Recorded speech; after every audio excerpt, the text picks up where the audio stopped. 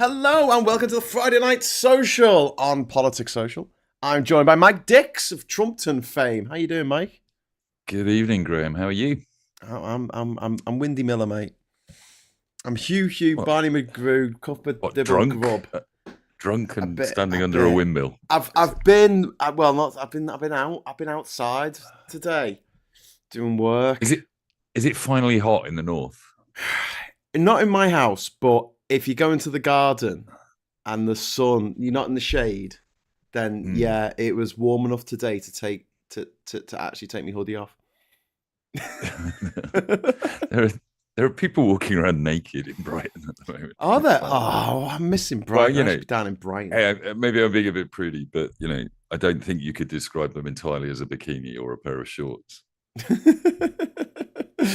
They didn't leave much to the imagination. Well, before we go on, I just want to say a big hello to Elle and Scott and Reverend Kathy and Vendetta, Richard Grumpy Git, Chris C, One Angry Pagan, Billy Kershaw, Anne, I think I said Anne, W. James, Jeannie Bottle, got Diz in there as well. Steve Martin has joined us. I loved you in the Three Amigos, man. If you'd like to join our friends in the chat, all you need to do is press the subscribe button and subscribe to the channel. We're going to be talking about all kinds of shit tonight. So if you want to throw in something that you feel very passionately about, please do. And if you want to derail the conversation entirely, consider sending a super chat, because we have to stop the show to acknowledge the super chat, and then we might go off in a whole new tangent. So, Mike, we're going to talk a little bit, not about the weather for a change, not about the weather, but let's talk about MAGA, turning in on itself. It's quite, I don't want to call it a joy to watch. Is it, Ted versus Tucker. It's like Alien versus Predator. Whoever wins, we lose. I just want them both to... But that question, if you don't know, Tucker Carlson, who used to be on Fox News, but then he got kicked off because of telling lies about Dominion voting systems and costing that gobshite Rupert Murdoch $800 million or something mad. He started his own YouTube channel or something. What a tit! And yeah. Who did that? Yeah, who would do that? We're kind of waffling about politics all day. We're kind of lunatic would do that. But yeah, and he interviewed Ted Cruz. I do not like that man, Ted Cruz, who is a senator from, I think he's a senator from Texas. Mm-hmm. He's a lawmaker from Texas, and he's a gobshite. And it was like Battle of the Gobshites, wasn't it? Yeah, I did see the whole interview, right? The clip that's been going around. Yeah, where Tucker sort of piles in on him does a pub quiz on Iranian demographics, and then 92 million. Yeah, and then does his silly little voice where he goes, "What do you mean you don't know? You're mad." That I think, but actually, the run up to cosplaying. that was Ted Cruz effectively gaslighting Tucker into trying to admit he was a anti-Semite. And then Tucker starting to throw back at him and say, "Are you calling me an anti-Semite? You're a lily-livered coward, basically, because you won't actually say it." So the fight was really brewing before the clip that's gone around, which is normally the case, isn't it? It's a 2-hour interview. But Cruz is just an idiot. In fact, most of his argument all the way through it was so contradictory. It was like, we want regime change. And then Tucker says, "Well, that's hard. We've been trying to do that in Cuba ever since, basically, since the 50s. Not going very well, is it really?" Yeah. And Cruz is going, "Yeah, but it's really easy. It's really easy to get regime change. You just cause a revolution by bombing the place to bits, and then it'll happen." Well, how did that go in Syria? How did that go in Libya? How's it going anywhere we've done this, basically? Yeah, absolutely. And it is interesting because also Marjorie Taylor Greene had a go at Trump and MAGA in general. Was like, "Oh my God, what are you doing? Why are you doing it this way, you bloody idiots?" And not since Brexit have I been on the side of the right-wing idiots, basically. Hello, I'm on David Cameron's team. How did this happen? How did this happen?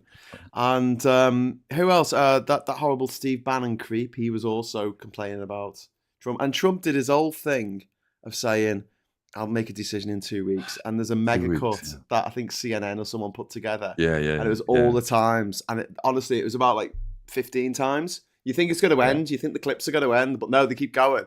and it's Trump over the years saying, "Yeah, we'll make the decision in 2 weeks. Just wait for 2 weeks." We'll be doing that in 2 weeks. In 2 weeks, Obamacare. We'll abolish that and replace it with a brilliant healthcare system in about 2 weeks' time.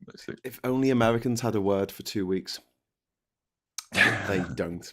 They've got a game called Fortnite, and Tay-Tay's got a song called Fortnite, but they don't use it in 2 weeks.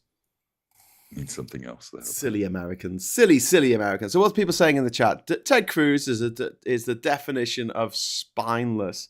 He does look like a sea creature without a spine. You can imagine him sort of washing up on the beach. Trump stood on the fact that he would stop all the wars on the first day. Not going very well. And then he said, and I'll never start a war. I haven't started a war. I'll never start a war. Yeah. He attacks the Houthis. That's not really a war, apparently. No. He now letting Israel attack. Is this going to be an American war? And you don't know. And nobody knows. But there are battleships steaming their way to the Gulf at the moment to drop planes over the side, like they've been doing for the last few months. I don't know. Forgetting the justifications for the war, because I've had some interesting debates about this week with friends, but I think that MAGA fighting itself over this is the most interesting thing. I think you're right to have picked this because it shows those divisions, doesn't it? And, yes. There are divisions. There are some absolute hawks in that government that are trying to make him fight. And then MAGA, as a rule, which are the ones that have always portrayed themselves as the tough guys, are the ones saying, we're not going to do this, we should negotiate. Yes. Interesting. And then you've got to worry about their motivations because, look, let's put the tin hats on. Russia doesn't want America to attack Iran. Russia is one of Iran's only real allies in the world. Tucker Carlson and Steve Bannon. Friends forever. Are they friendly with that Russian propaganda machine? Who knows? I don't know. I don't think they are. I think they well, I mean, some of them are, some of them aren't. But yeah, I mean, the whole point they're not loyal to anyone. They're not loyal to Russia. It's just like Russia pays them a lot of money. They're loyal to the money. That's who they're really loyal to. At the beginning of the Ted Cruz interview, Tucker Carlson was saying, if you look back over history, it's remarkable that when Reagan told Gorbachev to pull down that wall, that we didn't immediately build relations with Russia that were beneficial to both of us and we could prosper and grow, and neither of us had to build up our armies. Yeah. So he started off from a position of, isn't it a shame we're not Russia's best friend? And then he piles into a line that is very... And it's difficult in the Middle East, isn't it? Because Russia is also a friend of Israel. They still trade with each other and communicate. So, well, Russia's sort of getting knackered from all sides here, isn't it? Because I mean, they want to be friends. They want to be friends with America under Trump. But then the problem is, you also have to be friends with traditional enemies of America at the same time, like Iran, Venezuela, and North Korea and stuff. I'm sure Trump will go along with that kind of shit because he's a knobhead. But it's not looking great, is it? I genuinely think there is a regime change that could actually transform global politics. And it's not necessarily the Ayatollah, basically. It's more the Putins of the world that I think... Well, the Putin of the world, I mean, there's only one of them, isn't there? Fortunately. Yeah, exactly. But I was trying to generalise so that I wasn't specifically asking for one leader to be removed over my head. A fine Frig's Day and Eve of Midsummer. Ye wonderful badgers. It's 18 degrees C. That's kind of pleasant, isn't it? And 94% humidity. That's all right. That's like the problem down here. At the moment in the southwest, it's too bloody warm. Stay hydrated, Badger Clan. Thank you very much to One Angry Pagan for that. And also, we've got a super chat coming in from Ivan Ambrose. Thank you very much for the £20 super chat. There's a petition being published today on the government site calling for a review into penalties for online hate speech. It's already got over 55,000 signatures on its first day. The name on the petition is Rupert Lowe. Yeah. It is a bit of a... I mean, when they say hate speech, they just want to be racist, don't they, most of the time? Transphobic. Homophobic. Sorry, I don't know that story. The name on the petition is Rupert Lowe. Why has he been named? No, like the person bringing it forward, I guess. to say it's him bringing it forward. This petition was created by such and such, and it will come up as Rupert Lowe. Okay, interesting. And then they've got to get like 5 people to go along with it. Tim says, thank you very much for the super chat. Did Israel sell surveillance tech to Russia? I wouldn't be surprised. Yes. Many years ago, we made a TV show called Fightbox. And what it needed was, in a studio, we need to be able to pinpoint cameras exactly where these cameras were. And at the time, nowadays quite easy to do. Then it was brand new technology. And we had dealings with an Israeli defense company in order to do this, because they've got missile tracking systems, etc. And we used their technology to track all the cameras in the studio. So we knew exactly where they were, so we could put 3D graphics inside the studio. So yeah, of course they did. They sold their technology to everybody. They've got an amazing technology industry based on their weapons. Hi, Mikey. Hello, Mikey. How you doing? Yo. Hi. I'm going to tell up again. Hello. What up? Good evening, sir. How are you? What's going on? We were just talking about MAGA biting chunks out of it itself and how satisfying it is. But I was gonna be like the rain on the parade last week and just say, well, they've done this before, haven't they? Yeah, well, which they 2 weeks ago it was Musk fighting Trump, and now it's Carlson fighting Ted. We had this in the UK with the Tory party fighting amongst itself over Brexit. They were still in power for another fucking 8 years, weren't they? This is why you tip your servers, and this is why you don't let people into the clique unless you know you can control them.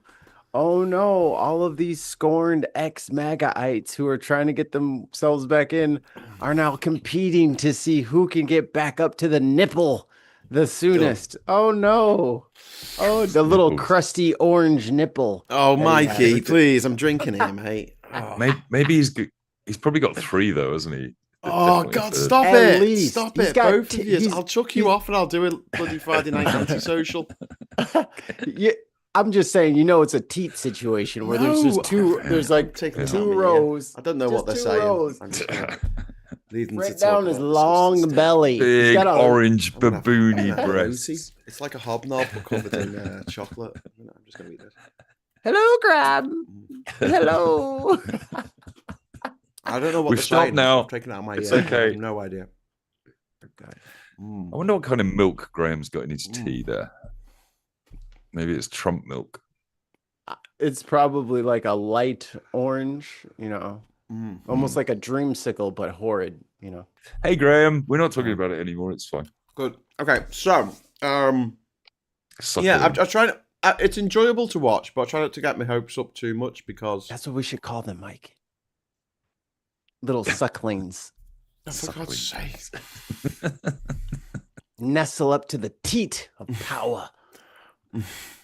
Okay, we'll stop now. Absolutely stop now. Okay. I have never made such an agreement. I'm just waiting till I can think of something better. Is it your birthday? Is it your birthday, Mikey? No, it's Tim's birthday. Oh, Trip says happy birthday. Oh, he says Mickey, whoever Mickey is. Happy birthday, Mickey. My birthday's in August. It's Tim's Mickey birthday Mouse? today, I think. Maybe. I think it's an auto thing. And also, fuck all of the cell phone makers. For if someone puts MIK, don't auto correct it to Mickey. You know what I mean? Like we were Apple. first. That's an Apple thing, mate. We were 100% first, and I don't like that. Or like don't auto correct me to Mark, especially Mark with a C. Like Mike's were here first. We're established. Damn it. Yep. Call the Marks Mike from now on. Top hack if you've got an iPhone, it doesn't like you doing swear words or it gets Mikey's name wrong. Put people in as a contact because it automatically adds contacts to the dictionary. So add a load of context like fuck, bugger, arse, and then they'll actually come up as words. Mike might capitalize the first letter. Tim, thank you very much for the £5 super chat. Mike D, Panorama claimed NDS hacking brought down ITV Digital. Really? What's NDS? There's a lot of hacking going on at the moment, isn't there? The co-op virtually was shut down. Marks and Spencer's have virtually been shut down. Yeah. They've been very quiet about it, really. But who's doing that? Yeah, like, they haven't revealed at all, have they? Ivan, who is NDS? Let's get this detail. Naughty Dirty Syndrome. You have a look. You look that up while I say thank you to Ivan. Thank you, Ivan. MPs should not be allowed to create petitions on the government site. He has free rein to spread his hate in Parliament. MPs have their platform in Parliament. Online petitions should only be for the public. I kind of agree. But then again, I mean, if you're not in the government, then to affect change, he can't get a debate on it, can he? Is it the National Directorate of Security in Afghanistan? I don't know. But they took down ITV Digital. Take that. Or is it the Nintendo DS? It might be one the of those Nintendo dual screen. Yeah. So I have a question. Did you watch the debate today on assisted dying? Yes. Well, the highlights. I watched it pretty much all except for I was doing a show, but I had it on my screen with the subtitles. So it was kind of like trying to listen to what Phil was saying and try and follow what was happening in Parliament at the same time. I'll probably watch it back tomorrow and I'll be like, oh my God, I'm so zoned out for this whole thing. But how do you feel about it? Personally, I'm very pleased it's gone through. I think it's. I mean, it was an interesting debate, and it was a proper debate as well, wasn't it? Really, there were no lunatics shouting at each other. Well, no, but there was Tom Tuggenhat saying it should be called an assisted killing bill, which I took umbrage at because that just makes that's just a stupid thing to say. But Phil claimed to have personally killed people anyway while he was in the army. So possibly, yeah. But Phil didn't like it because it made no grammatical sense or something. I think the Tory shadow minister, Stephen Kinnock's shadow, actually summed it up very well. He summed up both sides of the argument and said, if you vote for it because of this, and if you vote for it because of that, bear in mind.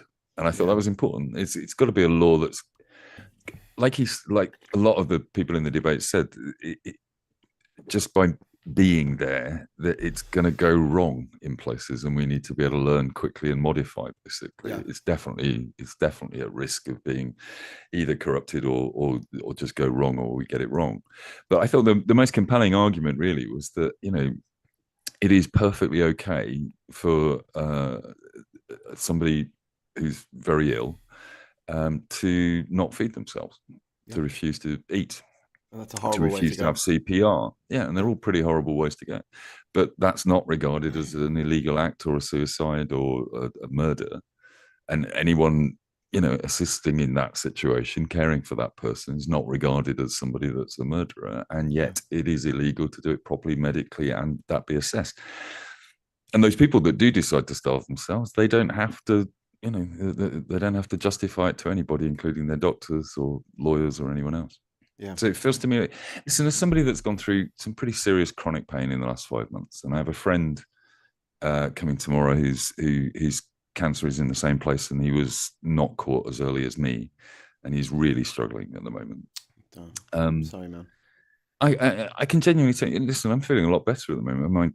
I'm not playing the cancer cards, but I had a blood test today, and my leukemia is certainly back at the moment because I've had to neglect that for 5 months, and that's why I'm so exhausted all the time at the moment. But listen, I can tell you that I'm facing the prospect after I get a scan in 8 weeks' time of surgery, and that could kill me, and I'm facing the prospect then of a completely different life and maybe this level of pain constantly. And I tell you now, if there's an option to go quietly after giving my grandson a kiss, I might even think about that, right? And I'm not saying, please don't think for 1 minute I have any suicidal or non-optimistic thoughts. I'm very optimistic about my outcome, but I know what it is like to live with some intense pain, and I know people that are living with much more. Yeah. And I think people should be given the option to do this with the consideration of independent people to be able to assess whether that's being coerced, whether somebody's forcing that because of wills and whatever. Basically, it will be a messy, horrible, emotional ride for people, but it might, I don't know. I quite admire the name escapes me, Esther Ranson's, treating this as her last big campaign really to get this rolling in the first place. It's come before Parliament before. And Mike, like if I was in the position that my dad's in right now, that's like my idea of hell. That is torture. So your body's torturing you. You've got dementia. You're non-verbal. You're uncomfortable. You're in pain, but you can't articulate it. You certainly can't get up and take some pain medication. You've just got to lie there. You can't fix that pain, and you can't even tell someone that you've got this pain. And to be trapped in your own body in that way for, my dad's been bedbound for 5 years now. 5 years. And that this bill isn't going to affect him in any way, shape, or form, because like it's not for people who have got dementia necessarily. But I wouldn't wish that on my worst enemy. So I got a message back off my MP. I wrote to my MP this morning. I texted her. I don't normally text her because obviously that's not the way you're supposed to do it, and I don't want to be like some lobbyist.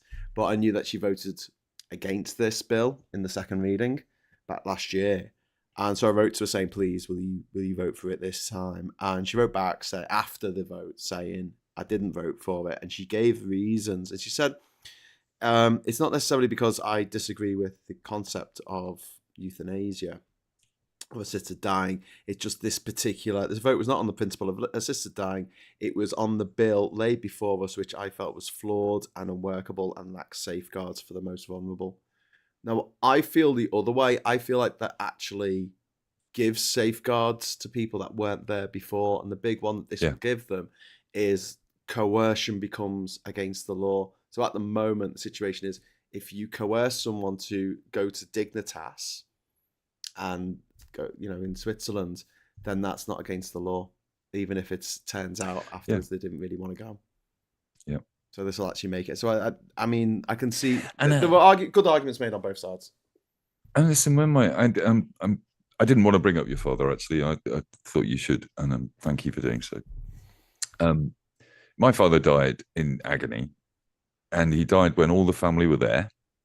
And he died after a conversation my brother and I definitely had in the kitchen. With hindsight, we've remembered this with the doctor, which was about the levels of morphine that he was going to give him that night, basically. And we all kind of knew that that's what was going to happen. And that burden on doctors at the moment, where it's illegal to do that, really. And an unsaid conversation that could be misinterpreted because we didn't really spot it at the time. It was only with hindsight that we realized that what we'd said in that conversation had allowed him to do that. And it was the best thing to do in reality. But it leaves the door open for a Howard Chipman, doesn't it? Who probably was abuse, was very beloved by the community because he was putting people out of their misery until he got his out of control, basically. It's a fine balancing act, but my objection to it is quite interesting because Mary said in her response, my MP, she said, as a socialist, I could never reconcile myself to accepting this type of expendable society.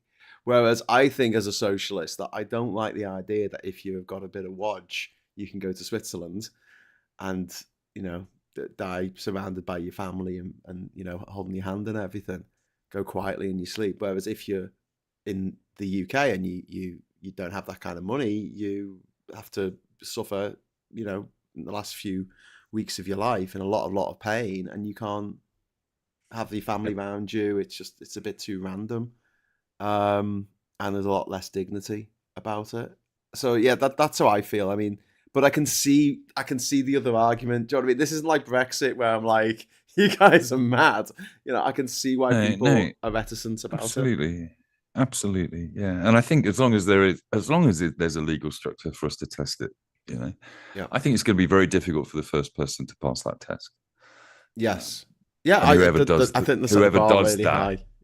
Whoever does that is going to be very brave, because that is going to be played out in newspapers and things as it goes. And that's can I just say, Pete's music, I have sympathy with you, brother. That's but I just want to stress that what I've just said about the way I feel about pain, etc., is there is always a good reason to try and carry on to the next day. And if I was in the circumstances that your dad's is, if I was in this level of pain and couldn't tell anyone, couldn't whinge about it to my kids and stuff, then I totally think that it would be something I'd like to, and I've talked to my kids about this, that with the transfer of the law, basically, is that there are circumstances under which I quite happily let them go through that process, basically. So. Yeah, I mean, I've got to make myself some kind of will or something. So I didn't play some shit music. Did I share that thing with you today? With the festhole thing about the worst fear was dying in the car with oh god, what was it? Some terrible music on the radio. Like Black Lace or Mumford and Sons or something. And then radioactive on loop. And they think, oh, they must have been a big fan. So that's what gets played at your funeral. We'll play it at a funeral. And everyone wears the costumes of that band as well. Oh, it's Ed Sheeran. My worst nightmare is Spotify randomly throwing out an Ed Sheeran song while I'm driving, and then I crash and die, but it keeps playing. So the first responders think I was an Ed Sheeran fan. And tell my mom, Ed Sheeran died. I end up being cremated to fucking Shape of You. This is totally why you've got to write a will. You've got to put a playlist. Yeah. Yes. Playlist. Flaming Lips. Got to be done. Tim Bannon, thank you very much for the £5 super chat. NDS was an Israeli startup that launched in 1988. It was acquired by News Corporation in 1992. Oh, really? That's really interesting. I mean, that makes more sense in the context. I'm sorry for not knowing that. So it was News Corporation. So it was Rupert Murdoch who killed ITV Digital, because it was Rupert Murdoch that killed Lonely Planet, wasn't it? There's a documentary in that. Looks like Cisco brought them some time ago. Acquired by Cisco in 2012. Power to the People with Graham Price says, I have chronic pain because of Crohn's disease. I'm sorry, mate. That can't be pleasant. But it's mid-level and can be controlled reasonably well. I've known the kind of pain that makes you want to end it all many times, though. I get it. Yeah. But I mean, it's not just the pain. I mean, we've all lived to varying degrees of pain. I don't think I've had to deal with the pain you've had to deal with, Mike. But like, it's not just that, is it? It's the pain and the fact that you're just going to be in pain for a month, and then that's it. You're gone anyway. Because that's what this is. It's got to be 6 months or less, which is hard to tell. Like I said, my dad's been on palliative care now for 5 years. Yeah. And they were like, he might last a few more days. He might last a few more months. He might last, I don't know, another 5 years. You just don't know. Yeah. And I don't think this necessarily helps with the dementia problem anyway, basically, in a way, because that, as you say, that can go on for a long time. Yeah. And it can actually progress quite quickly as well. So the time that you've got to notice it and do something about it and make these moves is limited, basically, because you have to be of sound mind when you agree to do this, don't you? So. Yes. Yeah, exactly. I'm just hoping that. But in general, I think it's better we've got a law that can help us look at this and deal with it properly, basically. And it's better that we've got a parliament that was quite close and quite thoughtful, I think, in most of the debate. Yeah. That means that if it does go wrong, we can change it, basically. Green Elf was saying, I was going to Hyde at Clarendon College 1997 to 99 when the Shipman case was just blowing up. I walked past the surgery most lunchtimes. Bloody hell. Yeah. As I understand it, I watched a documentary about it, and in the early days, the elderly community was actually they did like him, because people genuinely felt they were, he was helping them. Yeah. I think it's something just flipped in him. It's an incredibly powerful situation to be in, isn't it? Having control over life and death. Yeah. But also, I mean, this goes on anyway. And this is the thing about, like, if you ban abortion, you don't ban abortion, you ban safe, legal, clean, hygienic abortion. You ban drugs. Exactly. You basically make it so unless you're very rich, you can't get any pure drugs. It's always mixed in with some of the shit. Yeah. The people will still take it. People will still, want it. And you're spending £2 billion fucking pounds a month on preventative measures on drugs. That's billions that you could be spending on, I don't know, rehabilitation. Missiles, maybe. I don't know.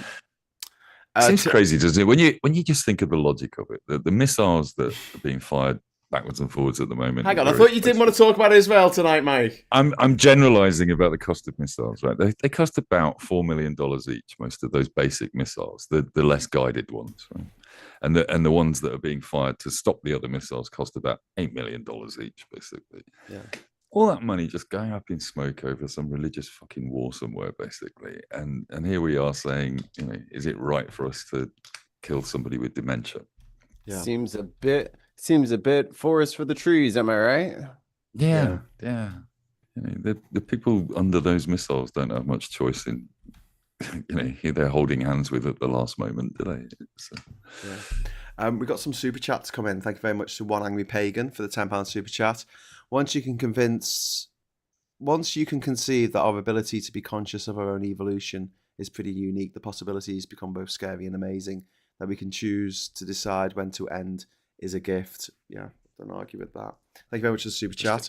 John C, thank you very much for the £20 super chat. The ECHR provides the umbrella for all UK health and social care legislation. The shits on the right want to scrap this so they can let the state opt out of responsibility of providing care and dignity for the vulnerable. Yes, absolutely. John, they also want to opt out so we can be horrible to foreigners. Yeah. So thanks very much to One Angry Pagan and John there for those super chats. Yeah, I agree. I think that we talk about evolution. We talk about the fact that we're here in the first place. I just think it's an absolute fucking miracle. And I'm not religious, but it's a miracle. Yeah, that's the thing that blows my mind. Based on what? What? The chances. Based on what? The chances. Just the chances that it could happen. The fact that the Theia hit the Earth and it split into the Moon and the Earth, and their particular orbit led to the nature of our planet that gives us a tiny percentage chance of evolving something more significant than slime, basically. And yeah, it's remarkable. I mean, but that's acting like life can only exist on Earth. We haven't looked very far, have we? You know what I mean? Like, no, it's a very kind of privileged kind of way of thinking about it. Like, this is the pinnacle of things move. Like, we have not sent our shit to fucking Europa yet and to Enceladus. Like, I really we might be the most boring kind of life that there is. You know what I mean? Like, we might be the most plain. We can't even photosynthesize. You know what I mean? Like, these guys eat meat. But the thing is, use the sun is, Mikey, and do this and can fly. Like, we might find all kinds of cool shit out there.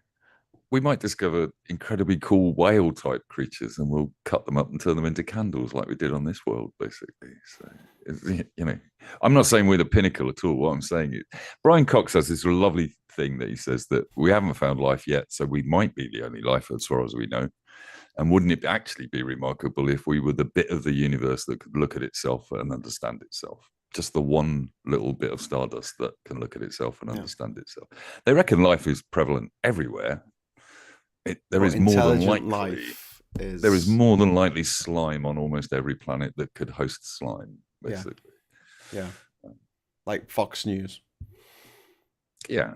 Wherever they're based, basically. One thing that I find absolutely remarkable is that if I held hands with my mum and she held hands with her mum and her mum and her mum and her mum and her mum, going all the way back, there'll be an unbroken line of successful reproduction going back to the first spark of life on this planet. Yeah. Not one of my ancestors failed to fuck.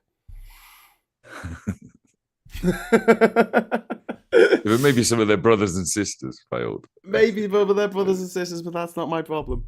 But yeah, I read something this week that was every glass of water you drink, it's highly likely there is an atom of water in there or a molecule of water in there that passed through a Roman emperor.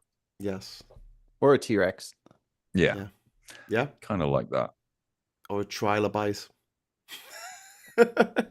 One angry pagan. Or me. Oh God, Mikey, no. £2 super chat from One Angry Pagan saying, the point, Mikey, is that life is amazing, which I agree with. I mean, life, even if we find it on other planets, it's still going to be amazing.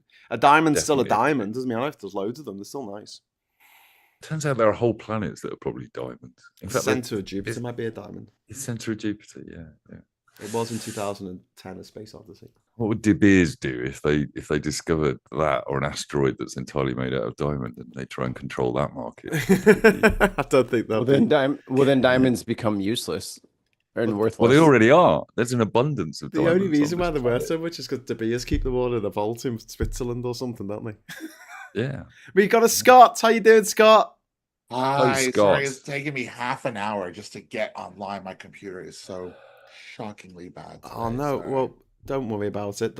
We say a good workman blames his tool. Have you got your air conditioning on? Fuck yeah, I do. Oh, can we all come around yours? Bro, come over to my cool refrigerated bedroom. Hey, Mikey, This what's is the what I weather was like talking in about, Chicago? Mikey. It would get to this point. It only took 2 weeks. We get to 30 degrees. Well, what was 30, 80 degrees. I got That's pretty people hot. coming over, wanting to come over to my house because I live in beautiful, air-conditioned land right there. Look at that. Look at that Perfect. beautiful thing just going crazy there. There it is. Perfect, man. Oh. All right, we admit it. You were right. Well done. No, I'm not admitting anything. I live in a fridge. You're still wearing like a vest and Yeah. a jumper and a Yeah. hat. Yeah. So you're all right up there. It has got That's what I'm saying, so bad. it never so bothers the bad North. down here, Scott. I can't wear a waistcoat tonight. He's not I got a would just waistcoat cook. on. In Brighton, it's hot, right? It's bloody humid and hot down here. Yeah. I like how you guys are like 100 miles away from each other. Almost like, what's the weather like down there? It's like, Well, Yeah, I well, know. It's this small little island that has multiple like- climates. yeah. It does vary a lot. Hi, Cozy. You might need to change your name because you've got stuff on there. Doing it already. Tim, thanks very much for the £2 super chat. Mike, they were nuke space X.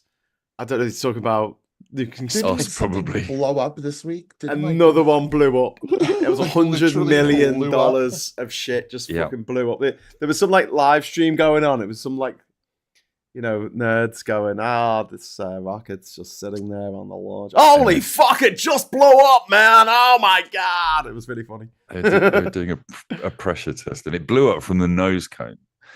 All right, and when they show the diagrams of what blew up, they have what they call a header tank right in the pointy end or the knob end of this station. The knob end. So they've got these two huge spherical tanks at the top, which cause pressure in the fuel tank and the oxygen tank at the bottom. And all it proves is there's no bloody space in that area. It's a huge, great rocket, but nobody's going to be looking out of glass windows in the nose cone. They're going to be sitting next to a tank of methane that could kill them at any minute. Yeah, basically. that's on TV. They never, or that's in movies. Yeah, it's just a boring ass little cockpit. There's nothing cool in there. They're never gonna. It just doesn't. They just keep blowing up. They keep He's blowing just up. not going to get there. He's not going to get anywhere. Move fast and break things doesn't seem to work with rockets. But the frustrating thing is, they perfected this 60 fucking years ago. Like they had the Saturn V rocket. It fucking worked. It got It's a different humans to the rocket. moon 6 fucking times. It would have been 7, but Apollo 13 had trouble with the scrubbers. And then they had to say, stare yeah, the but tanks. we need reusable rockets, right? And then you go, okay, how did we build Space Lab? Because that was built out of components of a Saturn rocket, basically. That's why it was so big and bigger than the International Space Station. But no, NASA's crap. We don't like NASA anymore, right? I know, it's Down with woke. NASA. Space They're is evil. woke. Everything I don't like is woke. The Super coolest- Tansky, thank you so much for the £2 super chat. Come join us. Thanks, Feel Tam. Emosh watching. Love you guys so much. Oh, thanks. Thank you. The best thing about NASA is the fact that it was full of DEI people, because there's tons of women and black physicists and mathematicians that really got us to the moon. Like it was the minorities and the women that really kind of I saw Hidden Gems. Thank you very much.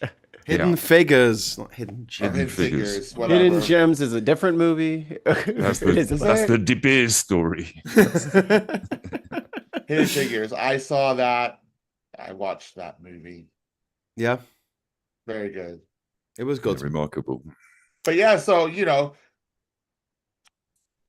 if this is all about woke, then it just we're just burning money because of woke. Yep. Oh, Taxpayers' money. Now what are they going to do? Because, I mean, I guess Musk did his apology tweets and took down his tweets because he wanted the money from NASA, because they Wait, he rejigged the apologized to Trump. yeah, and he Carl. rejigged all of the budgets while he was there. I mean, he was trying to get his man, one of his people, in to run NASA, and that's now backfired. But the whole budget has been rejigged to fund his trip to Mars. Yeah, and they've cancelled all of the satellites pointing at the Earth, looking at climate change. All of the ones looking at weather control, basically. Well, sorry, don't say weather control. That's told them too much, Mike. New Horizons. I've revealed it. Damn. New Horizons, which has got out past Pluto. That they're stopping the funding of that, aren't they? And the mission to Europa that Mikey just mentioned, that might be getting the axe as well. The Clipper mission, yeah. These missions that they've spent like 20 years putting together and sending out these spaceships, and then Trump comes along. They're saying spaces work. multi-billion-dollar rovers onto Mars to take samples and leave and poo them out as it goes along, and they've just cancelled picking them up. Indeed. Forget it. We've got a super chat, not a super chat. We've got a question coming from Ollie in Canada. Hey Graham, do me a favor and ask Mikey if he's planning to stream this on the bin as well. That's the question. I don't have the wife here, so it's me and Stinky Mama. So you guys might get left screenless for a while. Oh, so you I'll feel be around. What did you say? On Polysock. What? I'm trying to work out who Stinky Mother is. Sense. Who's Stinky Mama? His Wi-Fi is just it's full of sticky stuff. My baby, Stinky Mama. You and the baby tonight. Yeah, my wife's out with some friends. She's out at the amusement park. So you're saying that you might not be hanging out very long. Well, I just have to walk away constantly because she just likes to try to hurt herself. She'll be like, I'm having a great time playing with my toys, and now I want to dive headfirst off the couch. So I can climb this bookcase. Look at me. I'm going to put my finger in this hole in the wall. What? Fingers, holes? What? All the degrades quickly. All the real danger has been baby proof, so she can't actually hurt herself. She'll just like bump herself and cry, or break something expensive. So it's like, do not pull the TV off the TV stand. Can I bring now, but can I bring Cozy into the conversation? Hey Cozy, how you doing? Yeah, sorry, hi Cozy. I'm all right. Can you angle your laptop down a bit? Because I can just see you're getting cut off on your chin. I'm chuckling away at Mikey and young kids. I've been there. Your kids are a bit older now. They're teenagers. They're teenagers now. Mikey, enjoy it while it lasts. It only gets worse. It only gets worse. Oh yeah. Oh no. Yeah, but then it gets better, Cozy. Then it gets better. Yeah, they move out eventually, don't they? Don't forget, if your kids are annoying you, right? They're 50% you. Remember that. I know. I love them dearly. I do love them dearly. I just find them not very easy to live with. I generally don't find other people easy to live with.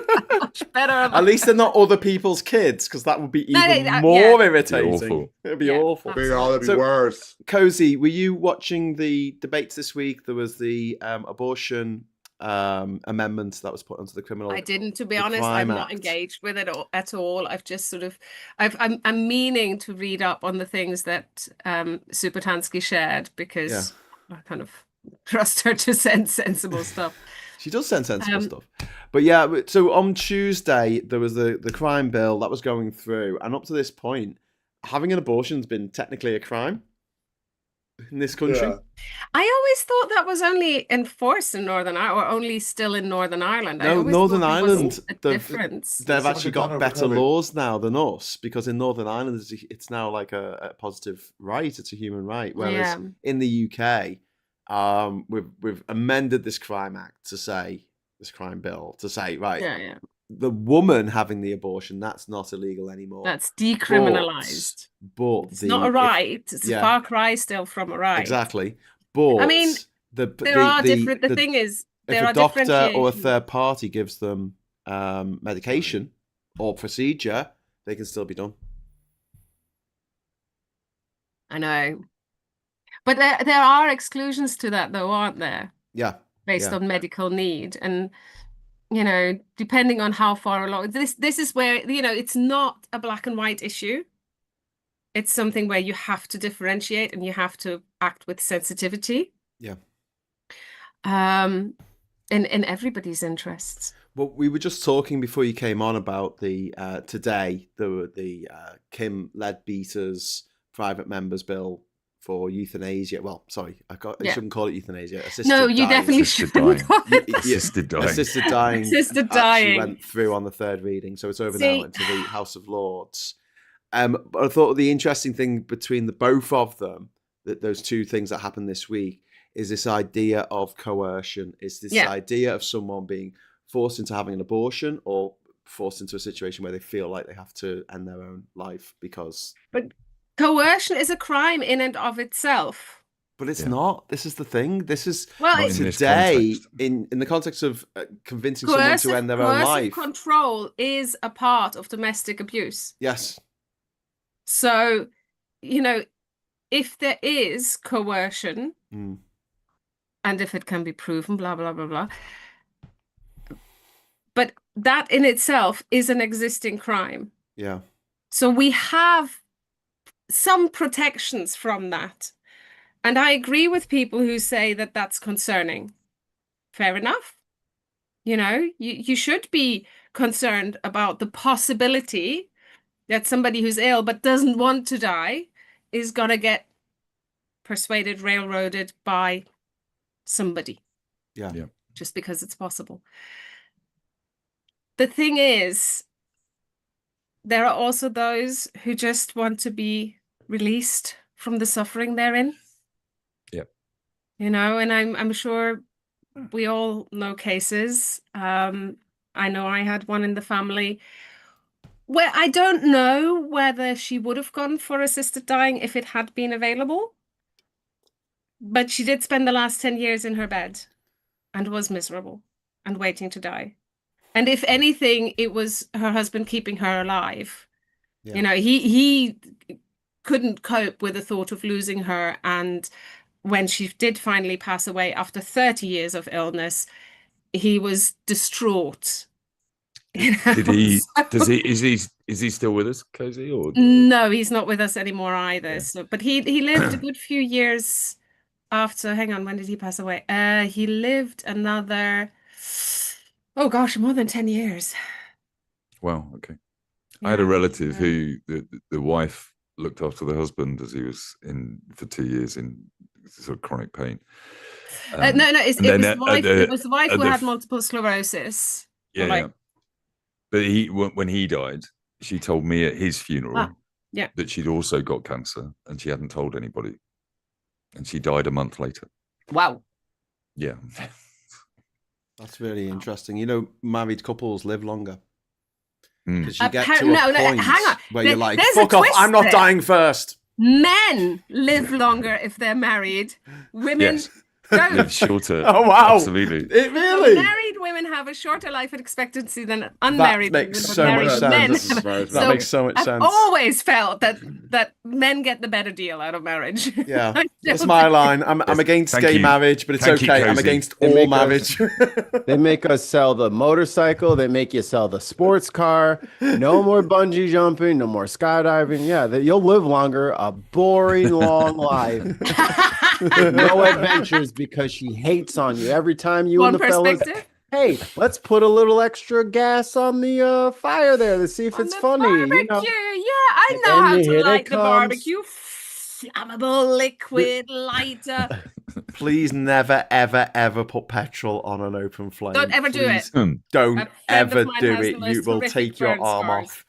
That's not the way assisted dying works. They see someone squirting like lighter fluid on a fire or kerosene on a fire, which you can do, but like that's fine. Petrol though, oh my god! Like with this new law, if a woman hands a man a can of petrol while there's a barbecue going on, yes, that's now legal? I guess. No, that's illegal. No, because that's coercion, isn't it? Oh, okay. Oh my! Tim Bannon dropped a super chat in a while ago saying, "Dream on, Mikey." Mikey, I've got no idea what Tim's referring to. I'm sorry. What were you dreaming on about? What were you dreaming on about? Mikey, you're on mute. I think he's talking to whatever he calls his child. What was it you called your child? Whatever he calls his child. Jeez, Louise. No, I'm sorry. I forgot what you called it. Dinky Boo. Stinky Mama. Stinky Mama. Probably on the dream that I can wrangle her for the afternoon. So that's probably what I'm going to fail at today. Yeah. Okay. Amongst other things. Yeah. Everyone's for Billy. And today's failure is brought to you by. There's always something where I'm like, how did you figure out that even? Oh, give me the batteries. Like, how did you even find that? Like, what is going on? She took my phone and put it with a bottle of water, the wipes, and all the stuff that she could burgle, and she just lined them all up nicely on the cocktail. I'm like, is she a magpie? Yes. And I was like, so did you damage all this stuff? Like, why is this all here? She's like, it's just there. What do you mean? I didn't do nothing. These are my treasures. I had my like Ariel just collecting my shit and just stealing it and putting it in another place. I'm like, where the hell is the remote? And then I see the back of the remote. I'm like, where's the other piece? Why don't you speak English? Hey, Ollie's entered the chat. Hey, Ollie, how you doing? Hey, Ollie. Hey, Ollie. I'm good. How are Ollie you doing, in guys? Canada. So we've got Canada represented, we've got Germany represented, we've got America represented, Bavaria, American okay. Brits represent. I mean, this is brilliant. Are we in a good minority, representation. Graham? Here with like yeah. There's only you're in the minority. You're obviously a victim. I'm There's from only like Liverpool. 20 I'm barely million. English Yeah, to start great with. replacement, darling. You're, you know, we need a hashtag, Graham. Quick. How many people total live in like the UK? About 68 67 million. 60 Give or take a million. ish. Yeah. 67, 66, 68. 67, 68, thereabouts. Might So be y'all 68. are like the population of New York. Probably. State. The population of New York State? No. No. California's the biggest with not 40 million, isn't it? Is it? So y'all got Quick, two. So y'all are like to Illinois. the internet. So Illinois and New York. Maybe. Maybe. New York is 8.2 million, so a bit. But isn't that the city? No, That's the city, yeah. Oh, is We've it? definitely got more. New York cars. State. Oh no, it's a city in New York. Why is it giving me New York City? Oh, because it's got the same name. That's Yeah. right. Yep. Oh, okay. New I York thought State. You did ask that. Ooh, population 19 million, 19.8 million. And there you go. Apparently, it's rank. Oh no, it says rank fourth. I don't know what it's fourth for. Let's have a look. Okay. List of Fourth US largest states state. and territories by Yeah. population. Yeah, Oh, fourth largest. okay. Pop quiz. New York is fourth. What are Okay. the top three? Well, one of them California. is California because you've just Yes, said so. with Yeah, you 39.4 million. Is What it- are is the it other biggest? two? Yeah. Mikey thinks it's Illinois, I think. Nope. I'm not answering. Texas. Yeah. Yes, Texas might be a Texas good number guess. 2. Yeah. Yeah, 31.2 million. Texas So it's is California, Te- Texas. Texas Yeah. is huge. And then You can what's, go for 8 what's hours in bigger Texas. than New York? This is quite surprising, actually. Washington. Is it Florida? Yes, it's Florida. Is it? It's Really? Florida. Wow. Yeah. There's a lot of people Wow. down there. Hey, Must be all the Rachel's old joined the fogies chat. in retirement. Hey. Hey, Rachel. Rachel's on the bridge of hey, Blake gorgeous. 7.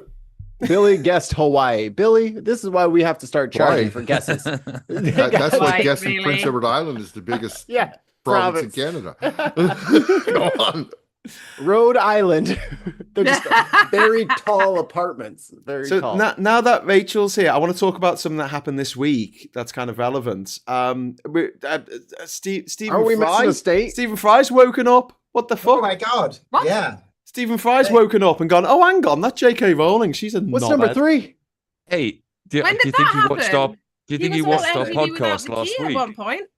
What's Last number week 3? we discussed this, and suddenly he's changed. I'm just saying we're very influential. we are. What do We you think, do have- Rach? Well, I mean, you know, he went on the trigonometry podcast and didn't like Stonewall. You know, he hung around with some hot right-wing types, and we shaved his hair, and we all thought he was going to be, you know, kind of one of those privileged gay guys that move to the right and go, you know, I'm all right, fuck trans people. But now he's actually come out and said, well, J.K. Rowling's been radicalized by the TERF movement, and she's lost, and that was Yeah. made. Yes. I mean, I think he's still got a long way to go to make up. stating the obvious, really. Yeah, don't worry. And he did Being a say that twat. she, I mean, he kind of said, you know, the abuse that she's had has radicalized her as well. I mean, the fact is the trans community don't want to go into the darkness quietly. They want to fight back. We don't, the head of the Equality and Human Rights Committee saying, well, you know, trans people don't have articulate rights, and they really should just be very quiet while we take all their rights away. And well, no, we're not going to do that. We're going to fight until we can't. And so, people have come at J.K. Rowling, but she's a billionaire living in a castle. Trans people don't have, a lot of us don't have very much, and we're going to fight until you lock us up and stop us fighting. And so, don't they give you castles when you transition? Well, no, I'm sure I read that somewhere. Transphobe, you get a castle. I'm sure I read that. Castle token. Didn't get it. Missed it out. Got the luncheon vouchers. You gotta get lost in the post. You gotta get the castle with the big star on the front, and then you get the power. That's how you do it. Yeah. I saw an American school teacher, and she did a TikTok where she was going, "We don't have the money for fucking pens and for notebooks for the children. We don't have the pens. We don't have the money for textbooks. We don't have the money for computers, or we don't have the money for what are they called, iPads. We don't have but we have the money to transition every child that comes into our elementary school." Look, you don't get much change. You gotta prioritize the things that are important. Yeah. Fuck school lunch. Okay, we don't got time for that shit. We got tops and bottom surgeries. We gotta get hormones. This shit is expensive. We got a whole operating theater in the gymnasium.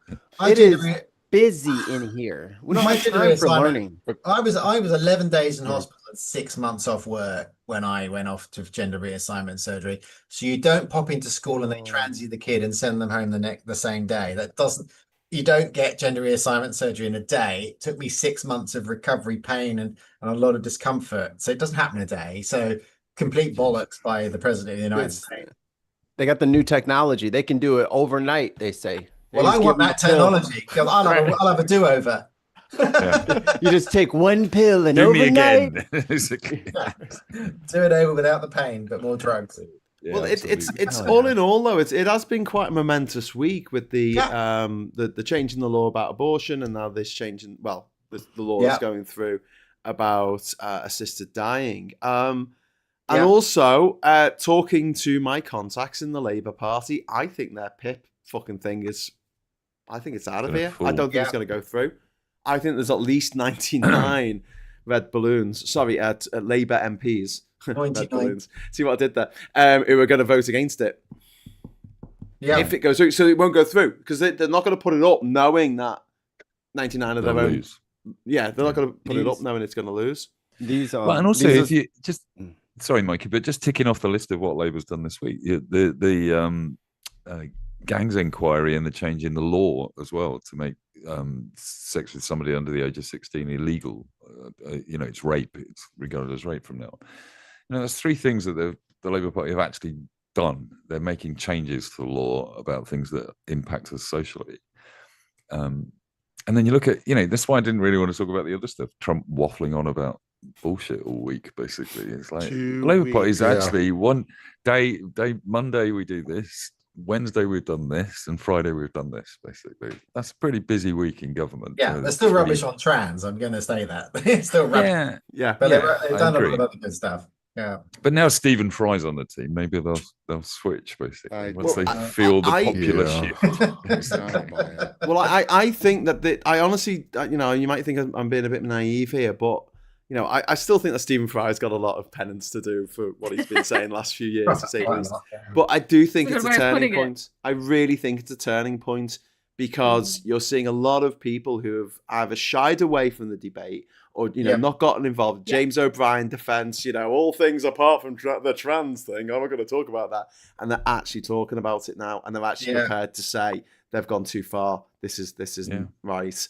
And I think there's a line crossed for a lot of people. A lot of people who've sort of hitherto kind of gone, it doesn't affect me, and been able to sort of keep it at arm's length. Now they're kind of going, hang on a minute, this is getting silly now. Yeah, I think which is good, and it's really helpful to see a little bit of allyship here and there. Yeah, I think yeah, it is, Cozy. I think the Guardian is still rubbish, but they have written. But they've written a few good articles.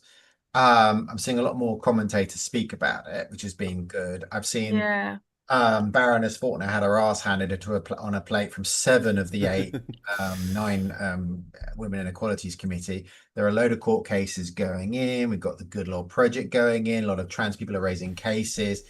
A lot of cisgender women are very aware that they're getting affected by this now. Yeah, this is starting to happen. The Neon Project has started, and lots of cisgender women are signing that, and that's going to have another bump. Kate Nash has done not only the music video, but she did the great brass eye piss take. Brass eye piss take. That was so good. I put that on. I didn't, but a friend of mine put that on Blue Sky, and it went viral. Thanks to Greg, posted it, and that's been amazing. It was a what piss take? It was a brass eye piss. There was a show about 25 years ago. Oh my God, I'm old. In the UK called Brass Eye, and it was a piss take TV show. Yeah, and she did it in that kind of style where was she that was like one where she was like in a garden 1 minute. Yeah. So the original sketch was the most notorious paedophile in the world had been put on a rocket and shot into space. Unfortunately, the ground station's commander's child was on board the ship as well by mistake, which is the one thing we didn't want to happen. And it was a piss take of the only turf in the sent into space to find the only truly single sex planet and unfortunately there was a non-binary person on board the spaceship. One thing they didn't want to happen. It was a real parody of it. They went all the way into space and found a non-binary star. Alan Jackson says, if Stephen Fry decks streeting, it's instant penance done. Yeah. Okay. Just to say, Rachel, obviously we're all celebrating it, but obviously momentum needs to keep going. Yeah. The campaign's not over in any way, shape, or form, but it is a nice turning point, as Graham said. It is. I think that the letter writing campaign from trans people, trans family members and allies and people that, filling in the Equality and Human Rights Commission, which is a bitch because it's horrible to do. It takes about an hour doing that, writing to women. Oh, it's worth it though. It is. Writing to the Women Inequalities Committee about the new appointment of the EHRC head, who's another gender critical person. The writing to MPs in general, it's overwhelmed, especially Labour MPs have been surprised. But that's what I meant. I was thinking less of the press because I don't pay attention. But that sort of grassroots support and allyship. Yeah. That's where I'm really suddenly seeing a difference. I'm seeing so much. Finally, much to my relief, because I don't. You must be exhausted, Rachel. I know I'm knackered, but you must be. I'm not doing much more. I don't do much training anymore, as you know. I mean, I step back, keep ending up being in the Telegraph, but the fundraising I'm doing, and that's really up. And the fundraising just goes to UK trans organizations, and that's up. A lot of corporates are doing lots of training quietly, and people want to know what's going on. And I think just a lot of cisgender women are really, hang on a minute, we didn't get what we wanted with N20 on the abortion. Why was that? Why are we not getting, why are non-trans women being pushed out of toilets? Why are we having these problems? Why is the cisgender women are waking up and going, hang on, trans women, I've met trans women or I haven't, but either way, they've never hassled me. So what is this about? And they're beginning to see that they're getting affected by this. And people only care about rights when it affects them. Absolutely. Only when it bites their own bum. Yeah. And women are beginning to see, hang on a minute. Yeah. That, in America, you're seeing women being denied of their voting rights, denied of their bodily autonomy. And that's here. Those organizations in America, thanks a lot, Mikey, are over here in the UK. They're funding this crap. It's not Mikey's fault. Leave Mikey out of this. I know, I'm joking. It wasn't him. Graham, I'm used to it. And a lot of women, but a lot of women here are beginning to wake up. And I am busy. I'm off the grid, but I am, there's so much realization, and I am seeing so many people who wouldn't speak. You see the new Scott article about J.K. Rowling? They said that they called Sex Matters an anti-trans organization or something, and they said, and J.K. Rowling's called the Scott National Scott. They said they were unwomen friendly or anti-women. And the editor of that newspaper wrote an article saying, hang on a minute, we do criticize trans people sometimes. We do stand up for women's rights. We were pro, you know, the abortion bills. How can you call us an anti-women newspaper? And they actually fought back, and it was a really good. I go and look. I think it's on the national. I think it's the National Scot, whatever it's called. Not the Scotsman. The Scotsman, it might have been the Scotsman. They wrote a really good art. The editor. It's most of the people that write for that newspaper are women, and they write about women. And they wrote back, hang on a minute, we're not anti-women. It's the one thing we're not. And they stood up to. So there was another article that went out against JK this week. In addition to, so that was. And I'm seeing that people are going, hang on a minute, you're banging on about this all the time. Trans people, and there aren't many of us. We're not, most people don't know trans people, but if they do, they know we're quiet and harmless. What the hell are you doing? And I think that people are waking up to that. And I think that's a positive thing. I think what's important for allies and activists alike to remind people is that all of these social issues are not social issues. These are governmental overreaches into people's personal freedoms as a means of giving the people some red meat for the base because they can't figure out the economy, because they can't figure out foreign policy, because they can't they are not doing their job, so they're playing on the internet. You know what I mean? The fact that there's so many public figures on Twitter arguing 24/7 as opposed to crushing amounts of legislation and improvement in people's material conditions happening all the time. Yeah. That is the thing that has changed in politics from like the 80s, 90s into today. Yeah. Everyone just talks and runs their fucking mouth now. They don't do anything. And that's why a lot of parties are having a hard time trying to capture the base that they're so used to capturing. And why are these people voting this way? Because you haven't done shit. In 20, 30 years, you haven't done a goddamn thing. So when they get bombarded with social media and all the nonsense that's going on there, and your party has been sitting there taking the moral high ground whilst producing no results, they don't see a point in being moral. That's a failure on left-leaning people's side. Like, you need to do the work. You can't just bullshit and put up a Juneteenth flag or some bullshit, and now all of a sudden everybody's supposed to vote for you. You can't get the fucking housing crisis under control. What's going on with the NHS? Why are we having all of these repeated investigations on people that are supposed to already be in jail? Well, this is their job, and they're not doing it because they're so busy worried about what's going on in the bathrooms, what's going on in sports, what's going on. You don't have time to worry about that. You have a motherfucking job that you suck at. Yeah. And if anybody else did their fucking job to the level of efficiency that they did, they'd be fucking sacked. Yeah. They'd be out on their fucking ass, on the curb, looking to get a ride home. Like, this is bullshit. And I think it's valuable to remind people that these politicians have an actual job, and their job is not to go around harassing people. You got shit that you're supposed to be doing. Yeah, couldn't agree more. There was a really, really horrific story this week. Sorry, trigger warning for people watching, about a woman who had been declared legally dead like a couple of months ago. God. And they'd kept her body alive by pumping it full of chemicals in order to bring a baby to term. It was Adriana Smith, the woman's name. It was in Georgia. And it is just mortifying that these so-called feminists are running around going, oh my God, trans people, while this kind of shit is going on. And you think, you left out one important thing, though. Her color? She's black. Oh, really? Yeah. Really? I didn't know that. They don't even tell people. That's what I don't get. That's why you don't see these white women up in arms like, this is unjust. I can't believe it. Where's all the outrage from the middle-aged white women that were supposed to vote for Kamala? I told y'all that they racist, but don't nobody want to listen to me. There are serious problems with all three of our societies, right? Four, maybe.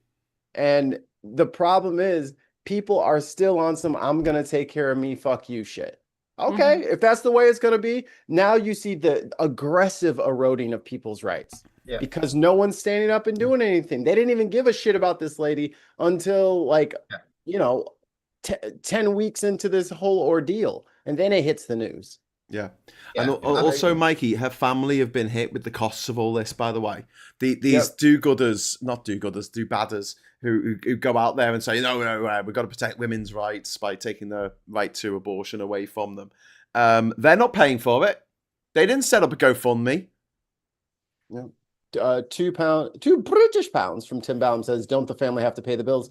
Yup. So you're going to bankrupt them. Like, I couldn't, like, I put myself in the situation for a very short amount of time and I had to immediately get out of it.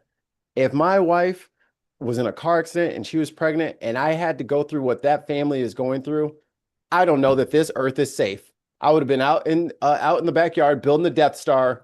The earth is destroyed. All of your lives are forfeit if somebody put me through that shit. Yeah. To literally have my wife on life support, I can't pull the plug on her because a bunch of politicians say that's a life in there. So we got to make sure it's that's not compassionate. That is not humane. You know, we need to consider the wishes of the individuals concerned. When I first heard about this story, I was reminded of another mum who was in a coma, but it was much later in the pregnancy and gave birth while in a coma and even breastfed in a coma and came around and was very glad because that's what she would have wanted. And her relatives knew what she would have wanted. This case is very different.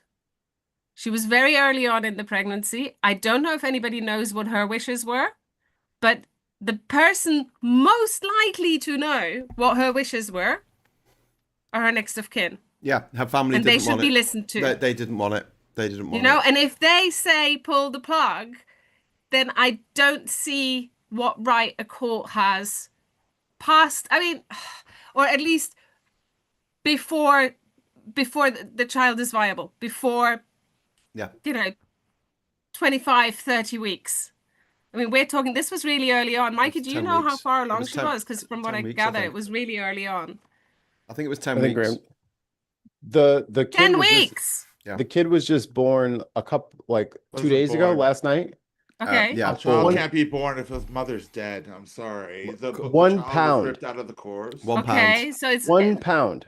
So what kind of life is now that this kid's gonna have with no parent? With no parent. And probably disabled, probably blind and deaf. And if it lasts. That's not a given. I'm sorry, how much does that baby weigh? 1 pound. 1 pound. But it's not gonna live. It's not gonna. Babies, no. Well, you don't know. They can. Yeah. Preemies, they can, absolutely. But no one can claim this is natural. This would never happen in nature. It's a good thing that modern medicine can do this. It's a bad thing when it's dictated to people by legislators or the judges. I mean, if it was the husband zealots, or that was asking for it to happen, that's fine. But if it's the government insisting on it, it's ridiculous. I mean, if she was in 10 weeks, she wouldn't even have had a dating scan yet. In the UK, she wouldn't even be considered properly pregnant yet. Yeah, Hannah's saying it was 9 weeks and she has a child already. It was 9 weeks. Stupid. Okay, that when she got it, whatever. And so was in the car crash. So this is the other side of the no abortion coin. Because these dudes are 70-year-old white dudes who have no idea what the human biology of pregnancy, even like what that entails, they just say and do dumb shit. It's like, okay, so what if she's miscarrying? Can she have an abortion to clear the uterus and save her life? Well, no, that'd be it's like you are so you don't understand that even a normal pregnancy. But to call a DNC an abortion is also erroneous. Right, but I say abortion in the purely medical sense, in the widest sense, in the way that it's meant to be used, in the context in which it's meant to be used. But they don't get that. I had to drive my old roommate. I had to drive her to the emergency room. Her husband was at work. He works like an hour and a half away, and she was miscarrying and she was bleeding bad. And I just bundle her up in the car, they already had a 2-year-old. So I grabbed little man and I got her in the car and I get her to the ER and they're taking care of her and lost the baby. Oh shit. They would just let her bleed out or wait till she passed out or wait till she was like, on the steps of death. Yeah. And then they would revive her and then they would save her. But maybe. if they would try, I guess they would feel comfortable legally to try at that point. Once the person is like damn near gone, probably hypoxic, suffering from brain damage, like any number of things, they wait until it gets to that level. But they say that's good because we're not killing. It's like, no, you're just making the moms who are pregnant, like you're making them targets. Like babies are hard to do. Like it's not an easy thing. And also, Mikey, but on that fact, like if they allow these things to happen, it may make it so the woman can never have another child. So they're actually stopping people from having, and they keep going on about how important it is for Americans to have children. White Americans. Yeah, but you never see those people wanting to adopt these babies that they're forcing women to have. That's always the crux, you know? Always someone else. I'm sorry, if they genuinely cared about human beings, they'd be fostering, they'd be adopting, they'd be looking after all these babies. But to be fair, Cozy, I don't really want them bringing up children because they seem like scumbags. Okay, fair enough. Chris C, sorry, before we go on, Chris C's dropped a super chat in. Thank you so much. £5 super chat. How can governments force medical professionals to violate their oath to do no harm? By keeping her alive, they've committed harm to her and her family. I think that's a really good point. And we've also got a £5 super chat that's come in from Hannah. Lovely Hannah. Thank you, Hannah. Come on the show. You've got the link. Come on the show if you can. And then Darian, their £10 super chat, just saying test. I like that. Thank you, Darian. Test. Loud and clear. Try it again, Darren, just in case. Yeah, just test again. Testing, 1, 2, 3. I don't know if it works on the bin side, so you might want to test over. Scott in the chat says, blimey, this is heavy tonight. Sorry. It is. But what's funny about the Republicans and abortion is that 15 seconds after that baby's born, they don't give a flying shit. They don't care. Yeah. No. They don't care. Yeah, couldn't give a toss. You know, just to go back to a migrant, they'll just deport the kid to a country that they've never seen before. Yeah. Sorry, Mike, can you come in? Just to go back to the Tucker Carlson Ted Cruz interview, I was watching it just before the show when I knew it was the subject. And there's so many ad reads that Tucker Carlson does all the way through that interview.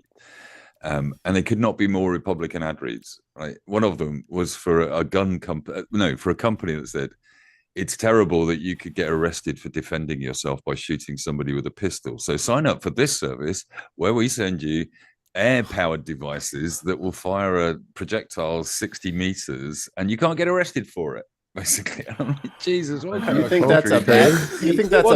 country do you guys live in? Oh my God, was there a Republican penis? It's upside down, Mike, it's a country where they have 370 million people. I know. And 450 million guns in population. Yeah. That's what it like. That's the think about that. For me, it was also just the way he was reading it, because the next ad was for safe crypto for your 401k basically, and he was just reading it like it was that, and you're going, you can shoot somebody in the face with this poison gas canister and you can't get arrested. Sign up here, $9.99. Scan the QR. You can commit assault, not get arrested with this product. Yeah, we need to do that here. We need to do this on this show. We need to be like selling shit, ad reads, mad shit. Do that. I mean, we'll just make them up. Make them up. Like in RoboCop. Let's just make up like stupid adverts for stuff and say, "Hey, we're gonna talk to our sponsor." Should that be the test for next week? Like, we should all come with a product, pre-prepared product read, fully prepared advert for a completely made up product. I'll tell you what, we should do it like Would I Lie to You? And you have to read somebody else's sight unseen, basically. So say whether it's real or not. I write one for you to read, Scott, and you have to read it all the way through us. We don't get the money. You have to wait till I think we should. We could actually make it really funny. Rachel and Graham, I brought this up in the side chat during your guys' show on Wednesday, but I don't think you noticed it, and I didn't hear you guys address this spoof category, right? I didn't hear you guys address the spoof category at all during your movie thing. Go for it. Porns. They're all spoofs. Almost every single one of them. Yes. Almost every single one of them. That's really good point. Maybe we should just do a whole episode. We could do a whole episode. Just saying. Is that Shaving Private Ryan? Yeah. We could do that. Star Wars. Porn films that have got just saying. You missed a whole category of spoofs. Yeah. Oh, I'm sorry we didn't see that, Ollie. Oh, yeah, definitely. The XXX Files, Yep. Forrest Hump, Oh, here we go. Raiders of the Lost Arse, The Da Vinci Load, That's what I'm saying. That's Flesh Gordon, which I think is quite famous. Flesh Gordon is actually quite. This is beautiful. I've seen Buffy the Vampire Layer. That is so good. Perfect. Mahmoud Khalil has been released on bail. Yes, so this was the guy who was arrested for writing things on a blog or something at his university. He's been in jail for a long time as well. No, this was the guy who was at the pro-Palestinian protest, and because he was a protest organizer, they decided to try to revoke his status and lock him up, and they sent him to Louisiana for a long time. So was it Columbia University or? Yeah, that was at Columbia. Yeah. So he went to a student protest and they put him in jail for 3 months for going to a non-violent protest. There was no I think violence. he was an organizer rather than just an attendee. But it's, but it was a peaceful protest, wasn't it? Absolutely. Yeah. Yep. Yeah. My God, the land of the free, the land of the free. Again, all of this shit is distractions. Because if they put 1/10 of this energy into, I don't know, fixing the economy, we'd have a fixed economy already. But they have no idea. They don't even have concepts of an idea of how to do any of that shit. So they'll just start picking on people. Yeah, 2 weeks. They'll have it all figured out. AKA Israel's going to strike in 11 days. Got it. Yeah. No, 2 weeks. Maybe tonight. Maybe tomorrow night, I'm thinking. Everything's 2 weeks. I wouldn't be surprised. I wouldn't be surprised if there's an attack tomorrow night. Mm-hmm. Yeah, me too. Because they did. I can't remember which one of the morning show guys, Jimmy Kimmel, Stephen Colbert, or Seth Rogen, was saying, he does it at the weekend so the market doesn't fall on. He does it during the week, it'll crash the market. So he's going to do it at the weekend, so the market will be over it by Monday morning. So all of his mates can buy Did you shares call on Colbert Friday a morning and all the show? Military supplies. Well, it is for me. I know. It's my boys. But I watch it in the morning too because I record it and then watch it the next morning. I watch them in bed, so I don't get out of bed till I've had 2 cappuccinos. I've watched Seth Meyers, Jimmy Kimmel, and Stephen Colbert. And on a Tuesday morning, I watch obviously Stuart as well. So and Morning Brew, obviously. I watch Morning Brew every bloody morning. I take you into the shower with me, Graham, because I got a Bluetooth speaker in the, so I get up, you start at 9. I am playing with you, Rachel. Rachel, that's a whole nother video. I know. Scott's the Bluetooth speaker in the shower, so I take Graham in the audio. Scott's been triggered. My politics, I carry my phone around in my back. Get your own, man. This is like homo FOMO. Graham's not my type, but I have Graham booming at me. Graham's totally my type. I would so do Graham. You have no idea. Wrong gender. Oh, you're so cute. What, me or Scott? Scott. Yeah. Oh, I love him. I love Graham. Oh my God, I would totally do Graham. I think Graham's so hot. I'm blushing here. I'm blushing. I did think anyway, Graham's back hot. to nuclear bombs. Yes. Nuclear. Great. I'll drop a nuclear bomb on you, Graham.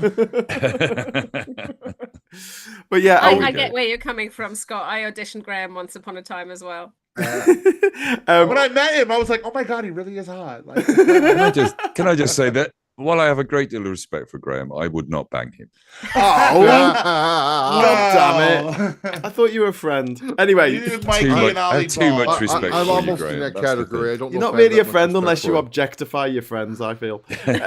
Anyway, we've got a super chat come in. Sorry, we got to mention the super chat with my favourite name on the entire show, which is Story Tiller, because Teller was taken 02. Thank you very much for the £5 super chat. Don't you hate having to plug in extension cords? Well, how about a plug socket that is an extension cord? Sock it to me at your local Woolworths. Love it. Perfect. Sock it to me. Good. that is real, isn't it? Can I just add the other favourite thing about their name is that it's 02 at the end as well. It's not even the first person. Yeah. That has to That's do like that. that's The like calling your original boat one. the Unsinkable 2, isn't it? Yeah. The other one's sung.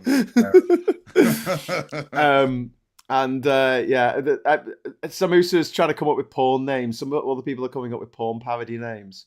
Me and my mates were drinking once, and we came up with an entire list of Harry Potter porn parody names. Oh yeah, that's easy though. The first one was the Philosopher's Bone. Then there was the Chamber of Hairy Secrets, and then there was the Prisoner of Azkaban Gangbang. The fourth one was, what's it really called? The Goblet of Fire. The Goblin Party of Fire. Then it was the Orgy of the Phoenix, the Half-Blood Prince Albert, and then Betsy Swallows. Oh my goodness. Do you know I used to have one of those? What, Betsy Swallows? Prince Albert. Yes, you used to have Prince Albert. Yeah. I have questions. Like, did the bit of wee come out the hole? Yeah. Yeah. Okay, I'm not getting it done then.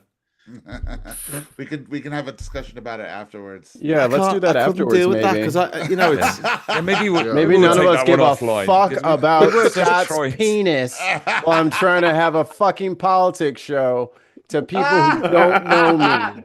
This is what happens when you stream this on your own channel. I triggered Mikey. I'm sorry. It's not triggered. It's just like, God. Because I have a very, very posh friend who went to Harrow, and he had his knob pierced. And this is a longer penis story that I'm also not interested in. I asked him if we came out of it, and he said having no. A short penis? Story. Oh, God.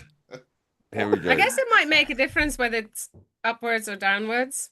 Gravity, you know? The temperature of the room. I genuinely do think we should try and shift the subject. We should maybe move on. Okay. Let Graham finish his anecdote really quickly. One Angry Pagan, thank you very much for the £10 super chat. In part,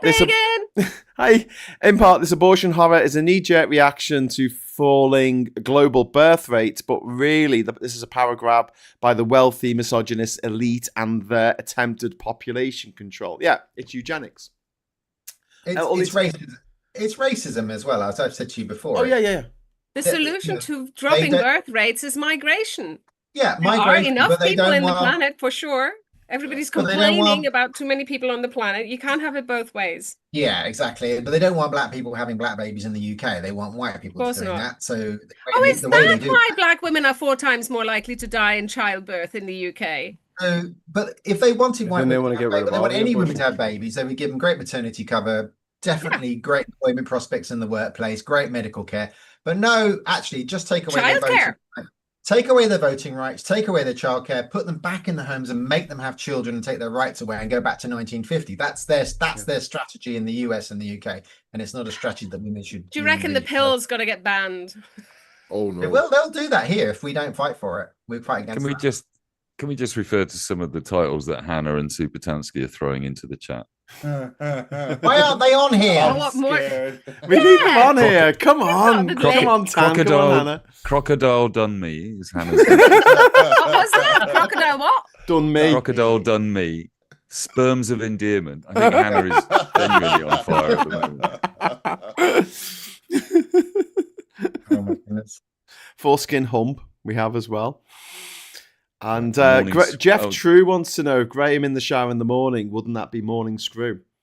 The morning screw. Oh, I like it. Very good. I like it. Yeah, I only like women, but I get the point. Chris C wants us to talk about Palestine Action, which is a group that has been banned, expected to be a banned, prescribed group after vandalism of planes at an RAF base. It's quite interesting today. The debate started about assisted dining, and some fucking politicians, some MP stood up and went, point of order, RAF Blaze Norton, or where the fuck it was attacked, this morning, and we need to do something about it. And the speaker's like, what the fuck has this got to do with what we're talking about? We're not on any other business yet. You know what? I've been on a lot of RAF bases. They can look after themselves. Point of order. Point of order. Definitely got guns. One Angry Pagan, thank you. Wrote Cozy and Rachel, of course, on point here. So you're getting a bit of love. Hey, Hannah's joined the chat. Woo! Hey, Hannah. How you doing? Hello. You okay? Now it's a party. I'm good. I thought after Crocodile done me, I probably should. Yeah, you are on fire. You gotta take over now. So how are you feeling this week, Hannah, about all the legislation and the changes that with abortion and with legalize, assisted dying. Do you think we're gradually doing good things finally? It's been a year nearly. I hope so. The assisted dying stuff, like I had an experience. So my grandmother passed in November. First experience of ever watching someone pass. She lived in Scotland. She didn't ever want to move. She was the wife of a sonar expert who died. He was part of the Navy a long time ago. And she was like, this is my life here. I've made it here. We all moved down south. Dad had his own family and had us and me and my brother and everything. And she was very happy up there. She had a very good life and best friends, and she did yoga every day. She did the splits, and she did 100 days of yoga and got the t-shirt, and she was a very fit and healthy older woman. And then she got Parkinson's, and then unfortunately she got Parkinson's related dementia, and then she got cancer on top of that. And she was always very proactive. She didn't want to trouble us. She didn't want to she sold a house ahead of time. She moved into sheltered accommodation, and then she put herself in a home. She never wanted to be a burden to anyone, and her thing was always worst things happen at sea, because of course her husband was always at sea. And I think if she had capacity, or there was an option beforehand and she knew that this is how she would end up, because she'd been quite poorly for a long time, and then she started seeing things, and then we realised it was Parkinson's related dementia, I think she would have maybe made a decision that felt more dignified. But I do appreciate there is a very complicated side of this, where if you are economically disadvantaged, for example, in particular, or you're already sort of physically disabled before you then get even more poorly, that there could be the possibility of outside pressures, and that has to be sort of worked out. So I think everyone deserves to have a dignified death. And I also think even if this, doesn't happen and we don't get there eventually, I think that there need to be increases in care. There's a lot of young carers still. There's a lot of child carers that don't get financial or medical support or mental health support. I think there's a lot of work to be done with what we already have in place that would improve things, palliative care, for example.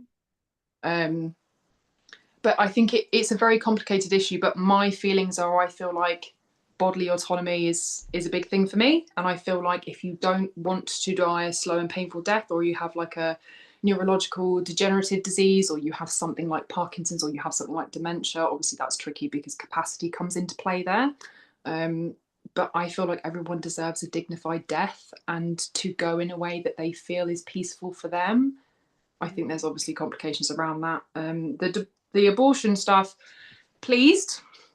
It's an amendment. It's an addition to, I think it's the Crime and Policing Bill, is it not? Yeah. Mm-hmm.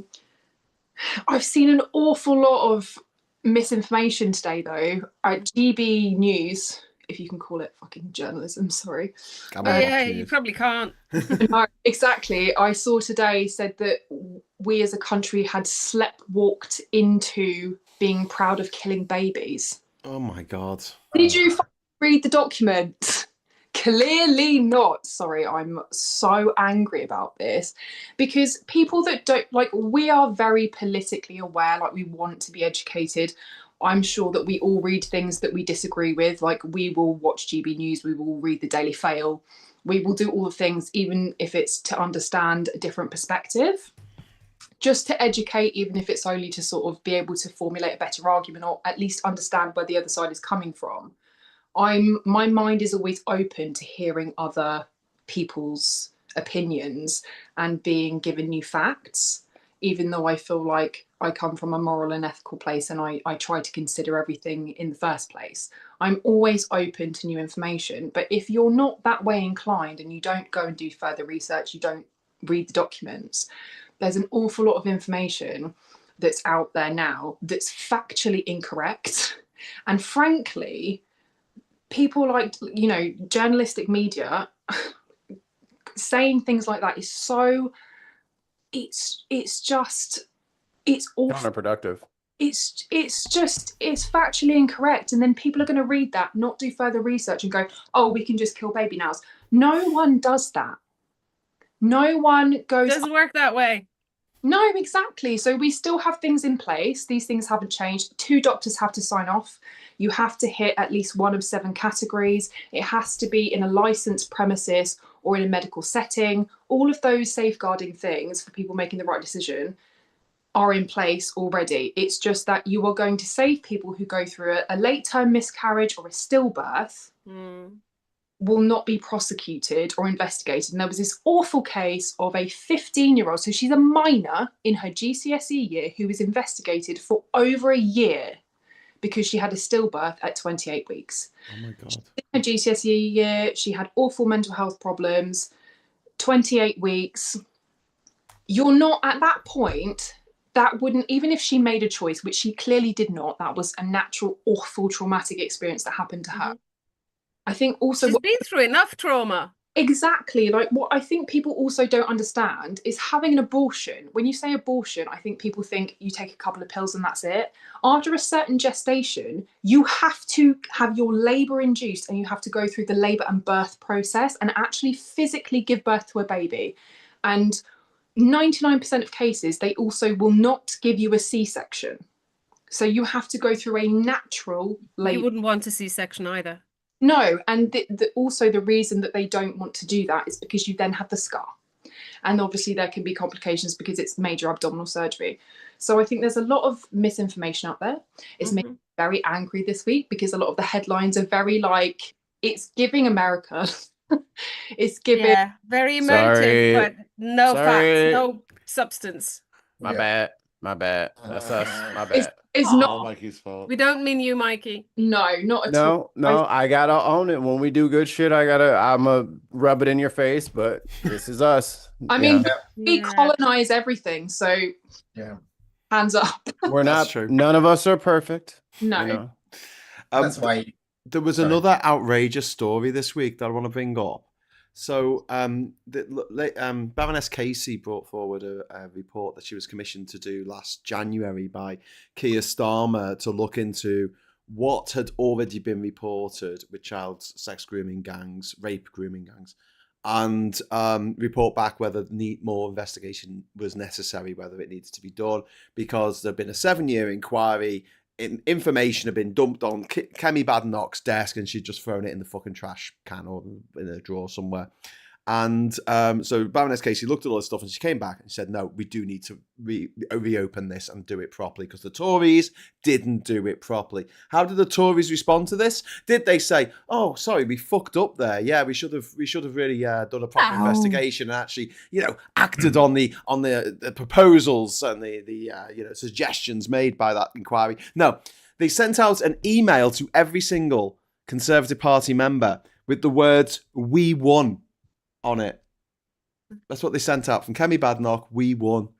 And there was a couple of Labour MPs who were going on shows and just going, oh my God, they are the worst. They are the absolute worst, using this particular topic to win cheap political points. We won. Did you see her in the debate? She was almost rabid. I mean, just screaming and shouting about it. The woman's ridiculous. It's to cover up for their own failure. The 14 years of government, they had the recommendations. They did nothing. They did absolutely nothing. So it's just covering up. And there was their lack of action. There was one Tory backbench MP, Roger Gale, who stood up and actually said, sorry, I agree with the minister that we should all be sorry about this. Everybody that's been in government. Wow. And Badenoch just had a screaming match against Yvette Cooper, but I thought Yvette Cooper handled it really well. I think she just came back and said, look, here's your record, this is what you did, these are the meetings. This is what you didn't do. Yeah. But that was, I mean, they're really not showering themselves in glory. But have you noticed how that the refuck fuckers are all trying to just jump on every bandwagon coming through town? Like there was an interesting bit on Preston this week where they had Richard Tice and they had John McDonnell, sorry, and they gave them quotes and they had to guess whether the quote was Corbyn or Farage. or Farage. Is this really? Is this what television is now is this political discourse. Yes, and it's all your fault, Scott. Oh, it's ridiculous. Sorry. No, but I thought it made a good point. I thought it made a good quite point. Enlightening, I thought. Yeah, absolutely. I thought it made a good point. Yeah, because they got them all wrong. Like everyone, it was like, oh, that's something that you'd expect Jeremy Corbyn to say because it was very populist and left wing.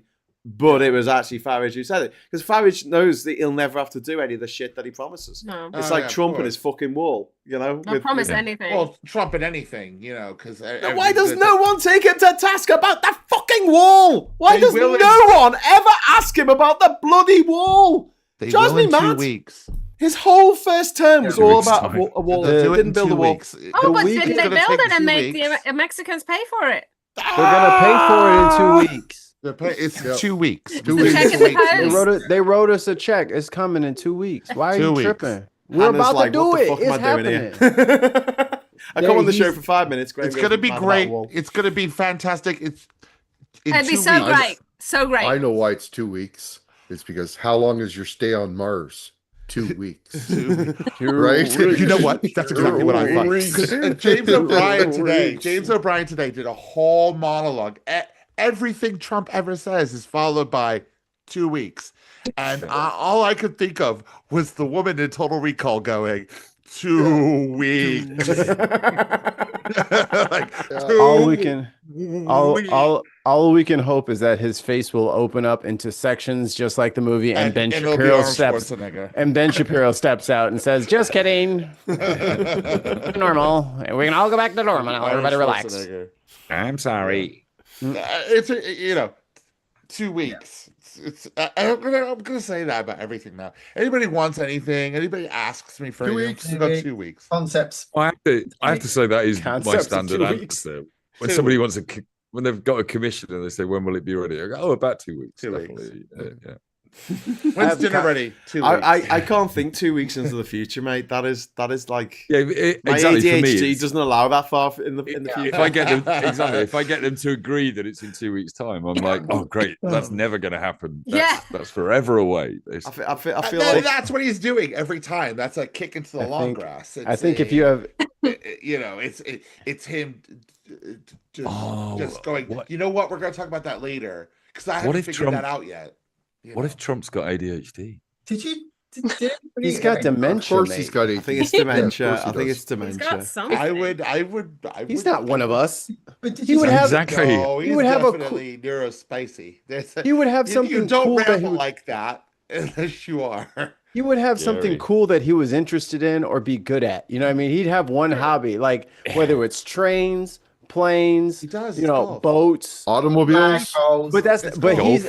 Golf. It can't be golf. I was going to say there is pussy, but somebody else suggested gold. He could, you know what I mean? Because if he wanted, all the gold stuff just proves that he's gay. Like this dude is a queen. He goes everywhere he goes, and he bedazzles the shit out of the place. He's closet gay. Don't give him to my community. He's closet gay. We don't want him. Scott, you know he's closet gay. He turns every place into a bedazzled mess. He knows what sconces are, and he's an 80-year-old man. He's gay. He does Liberace his places up. Thank you. He keeps dancing to the YMCA everywhere he goes. I mean, that's a bit of a giveaway. Come on, Elon, you want to go hang out with me? Come on. And you know what? This could be misconstrued. Scott, this is a video. It often is. I saw a guy on TikTok the other day, and he was just doing miming to Trump's speeches when he says things like, "Oh, look at that guy over there. You're looking great. No, you're looking really gorgeous." But he does it in such a camp way. I was in the shower with $500,000 and he's got a big donger. Yeah, he talks about other men and how big their dicks are. Like he went on about some golfer, didn't he? Palmer. Sorry, Rachel, you were saying Arnold Palmer, yeah? It's not a 9-iron, it's a 9 wood. You know what I'm saying? You know he's getting out of the bunker today. Darian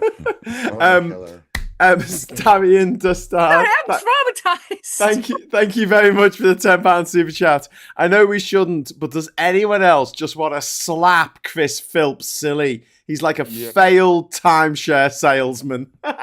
Which one is he? He was the one who did Prime Minister's questions this week. I didn't listen to it this week because didn't you watch Graham do Prime Minister's questions? Scott. Honestly, take Call yourself a fan. I have a job. I have to work. I have a job to live in. But yeah, These are recorded. I get to listen to it on LBC at my desk. That's all I get. His first two questions were pretty good. They were respectful and it was like constructive. And then he just went off on his old Tory bullshit. Yeah, it's like someone flicked the Spanish fucking buzz switch in his head and he starts like just going, oh my God. Yeah. Anyway. Do you guys know which opposition MP it was that went on about the Rwanda plan and got owned by Angela Rayner? Oh no. That was actually a thing of beauty. No, what were they saying about it would have worked if he was basically saying 40,000 arrivals in the last 12 months on small boats and it's an absolute disgrace and Labour should have put an end to it, blah blah blah, and that we need the Rwanda plan back to be a proper deterrent. And Angela Rayner just turned around and went, in the same comparable time period, the previous 12 months, while the Rwanda plan was in place, there were 43,000 arrivals. So how did that work then? Yeah. So I mean, it wasn't ever a deterrent. No one was ever deterred.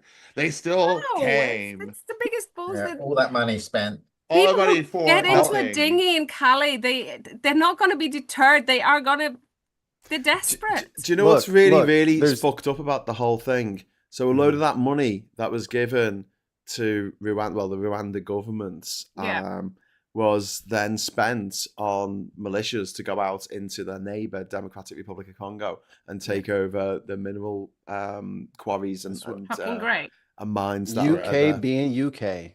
Yeah. Can't stop touching. Paul Kagame, the leader. Stop touching shit. Paul Kagame is a dictator, he runs a very tight ship. Rwanda is one of the cleanest, and honestly, it's a beautiful country. And people actually wear crash helmets on the bikes. I mean, that to me, that the health and safety in Rwanda puts America to shame, where you don't have to wear a crash helmet on a bike in most. Why are we catching strays? Why do we get brought up? Like, why you got to use us as the example? Because it's just you would expect America. Triggered again. You'd expect America to be, when it comes to sort of health and safety, to just be a little bit more advanced than a country in West Africa with a population. They don't know what health and safety is in America. They don't know what that is. Every morning, Mike, Graham was already in the house wearing his boots, realized that there was mud on his boots, walked back outside and wiped it on America, and then walked back into the house. That's what that was. Shit, I got some dog shit on my Health is just expensive, and the safety is a catch on a gun. They don't know what health and safety is together. They don't know what that is. But here goes fact Scott. That the British taxpayer has paid for a military incursion from Rwanda into another sovereign country, which is destabilizing the Democratic Republic of Congo right now and causing the creation of more fucking refugees, which is the thing you're trying to stop, you fucking idiots. Oh! Graham, this is necessary because we cannot tax rich people to fund all of the programs that we need. We have to do this and attack trans folks because that's the only way to distract people from taxing rich people. So as long as we're not doing that, c'est la vie, que sera sera. What it is, it is what it is. Well, I guess when we talk about the different stories this week, Mikey, aren't you disturbed that another elected politician was arrested this week, even though that they were let go straight away? That's another elected politician that was put under arrest. Another one was shot. Actually, two were shot. I'm about to say last weekend. In Minnesota, Minnesota, that guy shot up those people, and then he was going to other people's houses. Yeah, the cops pull up on him in one of the driveways, and they assume it's another cop. This is I said when you let the genie is out of the bottle now. The violence genie is out of the bottle now. Good luck, everyone, because it doesn't aim where you want it to aim. Just keep low, guys. Keep low. Because these motherfuckers are straight up crazy. So I hear all of my leftist brethren and sistren about, you should de-arm and all that. No, these motherfuckers are psychos. So I need one motherfucker. I need something to level the playing field when the fucking rejuvenated ICE Klansmen decide to start marching down the street and say, give me my white woman back. Well, he can have her. Just come on into this doorstep. Come on in. It's open. It's unlocked. Come on in. I got something for you. And it's going to stay like that until, white people get their fucking wild cousins under fucking control. Because this shit is beyond the pale of let's all just like hold hands in kumbaya. And don't you remember Barack Obama? Like, nah. I see that they're actively trying to hunt down trans folk. I see that they're actively trying to control women's bodies. They're removing the child labor laws. Medical debt is about to cripple thousands of families. The housing crisis is still going on. I see people setting up a stage to have complete disorganization, complete and utter chaos, so that rich oligarchs can clean up the mess and everything will be privatized. I say, try it. And there's a lot of us ready for you to try that bullshit because we ain't going. So it's going to be a day by day fight, and they're going to have to earn every inch that they get. What's going to, like, I don't know, like, it is the hugest red flag to arrest sitting politicians. That's agreed. That's a massive, massive red flag. And everything you just kind of said. That happens all the time, though. Yeah. In America? Yeah. Arrested it depends by what the they're being government. arrested for. Right. They get in trouble and shit for doing shit like that all the time. Yeah. And even still, like the thing with Padilla, I think that's what you're talking about, Alex Padilla. He was in there. He was trying to make like make a show of it. And he was yelling over him and all that kind of shit. And they had their meeting later. That's how Washington works, where they have a 15-minute conversation behind the scenes. What the fuck you got to talk about behind the scenes? You know what I'm saying? So like that part of it, I would consider more theater. The fact that this dude was able to roam through Minnesota suburbs in a cop car and ain't nobody said, hey, let's ban people from owning these cars. Let's ban these masks. Let's re-ban the suppressors and the switches that can take your shit to fully automatic. They haven't said a fucking thing about that. No, and that's why I'm not like, you know what I mean? So like I hear what you're saying too, but it's like, yo, the real dangers and who's going to investigate this shit? Fucking cashmere pineapple? Not happening. He ain't looking at shit. No, a CEO gets shot and it's terrorism. Yeah. Immediately terrorism. And now they want to reinstitute the death penalty for Free Luigi. But they don't want to. But this guy, we took him in without incident, and it was just kind of calm. And we gave him something to eat, and he was good. All these black men was getting shot by the cops, and then people recording that shit on their cell phone because our department just doesn't have the money for body cams. So we fucking raised money and we put body cams on millions of officers. And what do you know? All that shit started drying up. Or when it did happen, those motherfuckers got prosecuted. So they are setting this up. They are letting things fall into collapse on purpose. So whilst we advocate for other things, we need to remind them that the day-to-day jobs need to get done. I don't like the police, and I never will. But they need to be going after these fucking school shooter types, just like over in Salt Lake City, where the two peacekeepers ended up hitting a pedestrian on accident. If they would have had some fucking actual police support to help regulate the route, maybe the fucking peacekeepers wouldn't be taking the shots. And I'm out. You guys go. Hey, thanks, Mikey. That was powerful and elegant. Yeah. Stop arresting politicians. I don't know what to say. No, fair play. Arnold, isn't it? It's terrifying to me. It's so scary. And I feel like there's a little bit of a trickle down coming into here now. Yeah, we feel it here too. It's really scary. I don't know what this is. I'm sorry. This is not the fucking Labour I voted for. Right. Either. Kit Malthouse is my fucking MP. What a prick. Yeah. But it was like, I wanted Labour because I thought Keir Starmer, okay, he's a, human rights lawyer, good background, not very charismatic, fine. Nerd. Some policies, not as progressive as I would like, obviously, because I'm a full-blown lefty snowflake. I don't take that as an insult. I just think that has, that means I have human fucking empathy. Shoot me. Not a problem. But this is not I'm very confused over what the fuck is happening in the Labour Party. Well, it's Lord Glassman and the Policy Exchange Unit.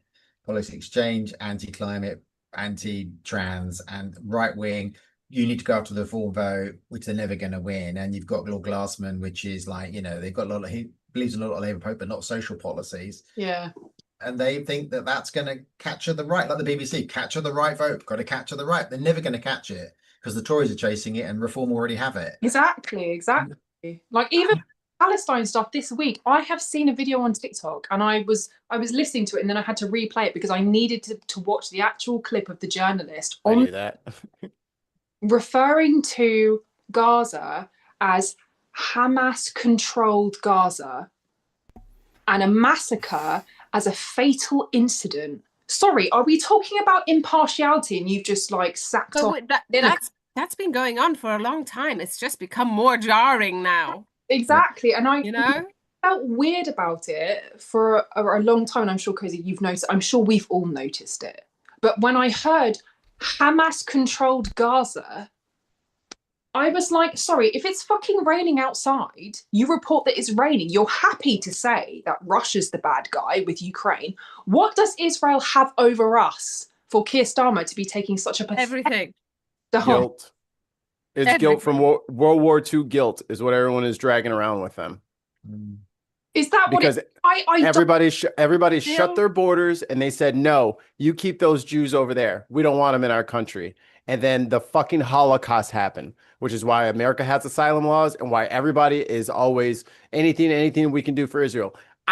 We're not part of that generation. We didn't tell those people you're not allowed to come here. We would have fucking welcomed them. All the lefties would have welcomed those people. And in that time, during that struggle, during that conflict, we would have done it. Our predecessors did not. So now these people are doomed to death because our predecessors did not. We won't stand for it. Mm. And there is a better way. There is a calm way. There is a peaceful way. Or what everyone is saying, we're pulling the money out of it.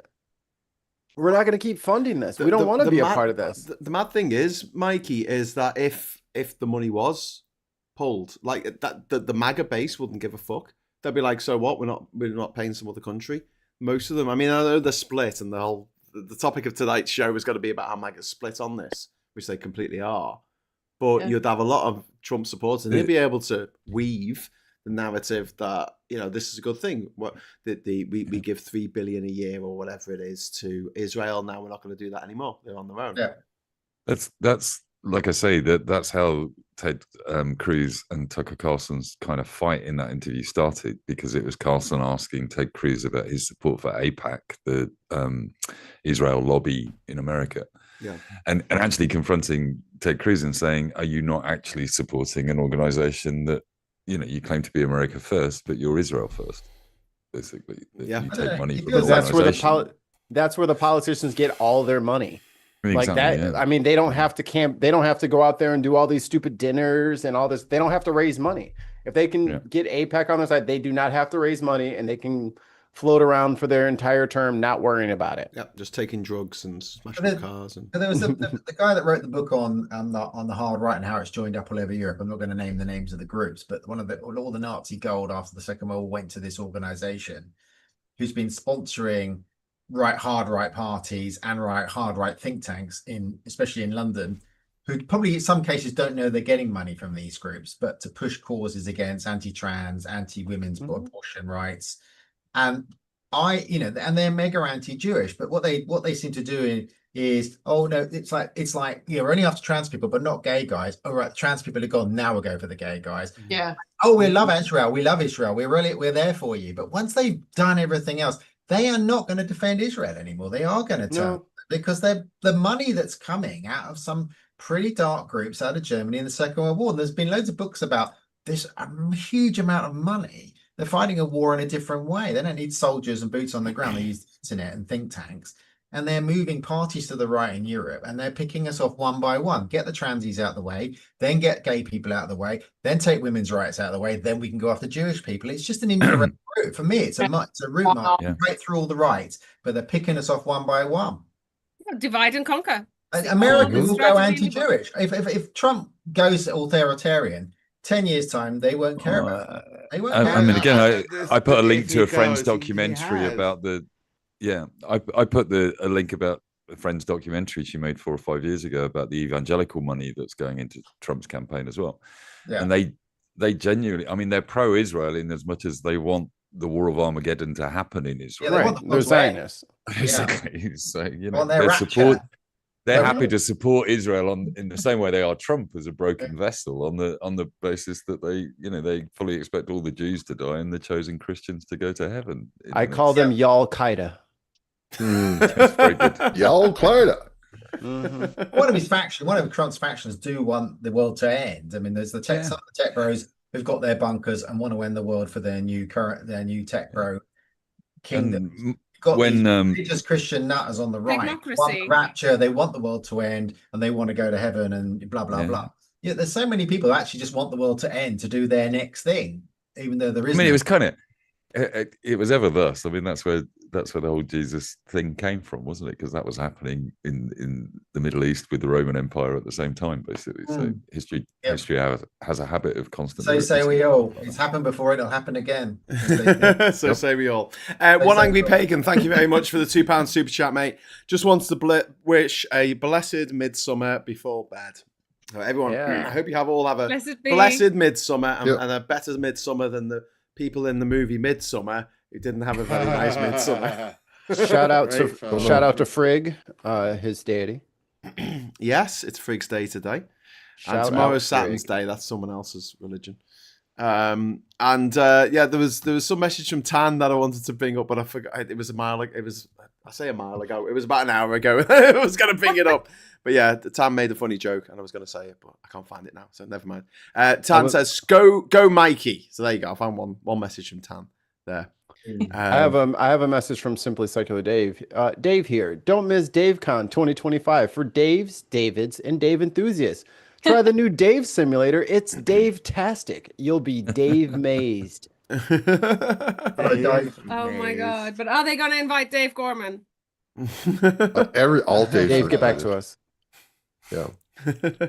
Question for the panel. What did 14. You guys think? What did you guys think of Carney shutting down that presser in the middle of Trump going off crazily? Very good. And then Trump taking his ball and going home the very next day. What the fuck? I haven't actually seen the footage. Can you tell me what happened in it with Carney and so this is the Prime Minister of Canada during the G7 summit that started on Monday, and then Trump left early and he said, I've got this really important stuff I've got to do, and he went in, he had a big flag. He had a big fucking flag. That was a really important thing. Two. So Graham, two flags. Yeah, two big flags. Anyway, sorry, Ollie. Big event. Basically, on the Monday, they were doing a press conference, and Trump started going off about how he basically hated all the Democratic cities and wants them to. He was just going crazy. He was also saying Putin should be the G8 and Putin should be there and crazy Putin and shit like that. It was just crazy, the shit that was coming out of his mouth. So Carney basically said, okay, that's enough. I'm calling, as the guy that's running this shit, I'm shutting this down. And shut the press conference down. Didn't let him answer any more questions. Yeah. That's why he left. Well done. He blamed Trudeau, and Trudeau wasn't prime minister. He was blaming Trudeau and Obama for kicking Putin out. Would you guys like to hear some tea? Would you guys like to hear some tea? Let me pour some tea. Put a little tea in here.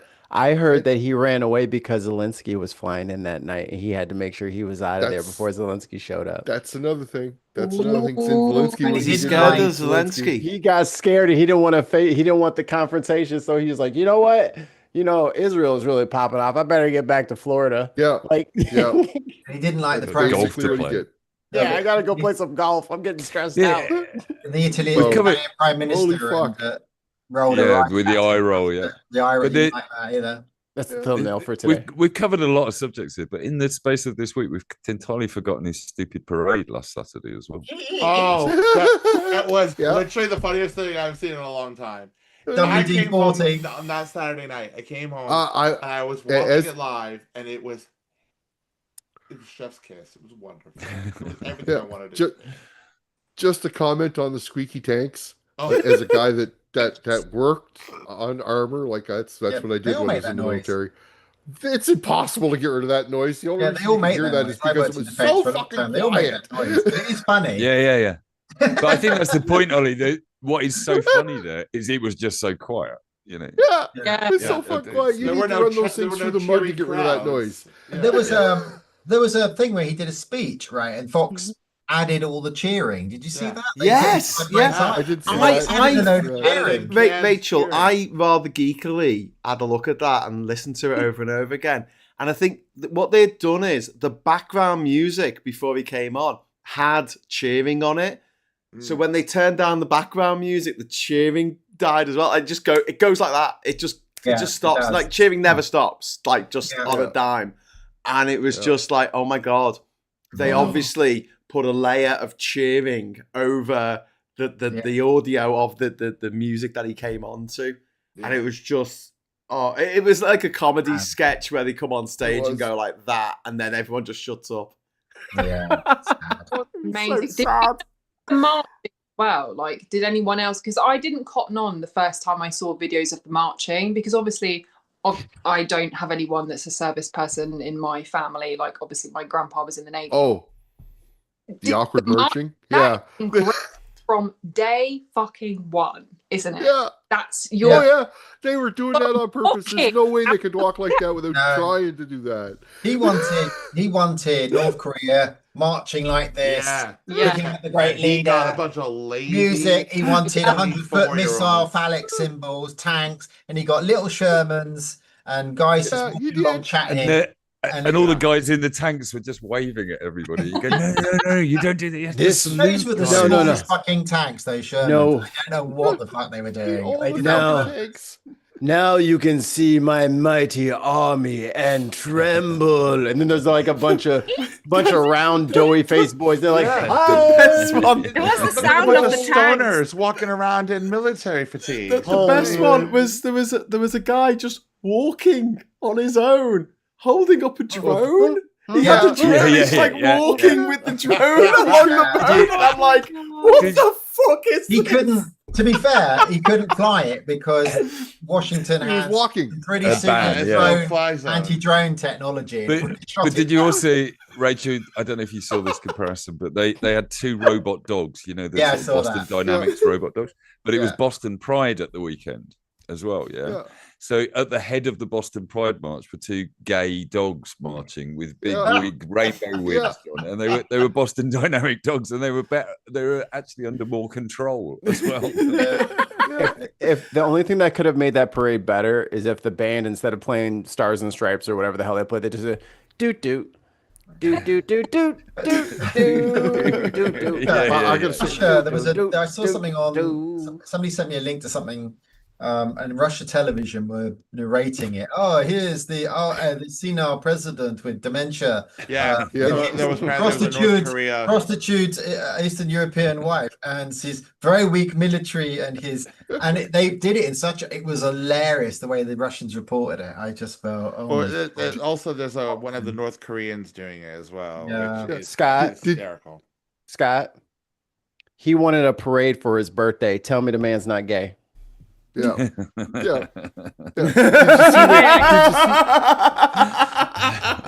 It's true. I want a parade for my birthday.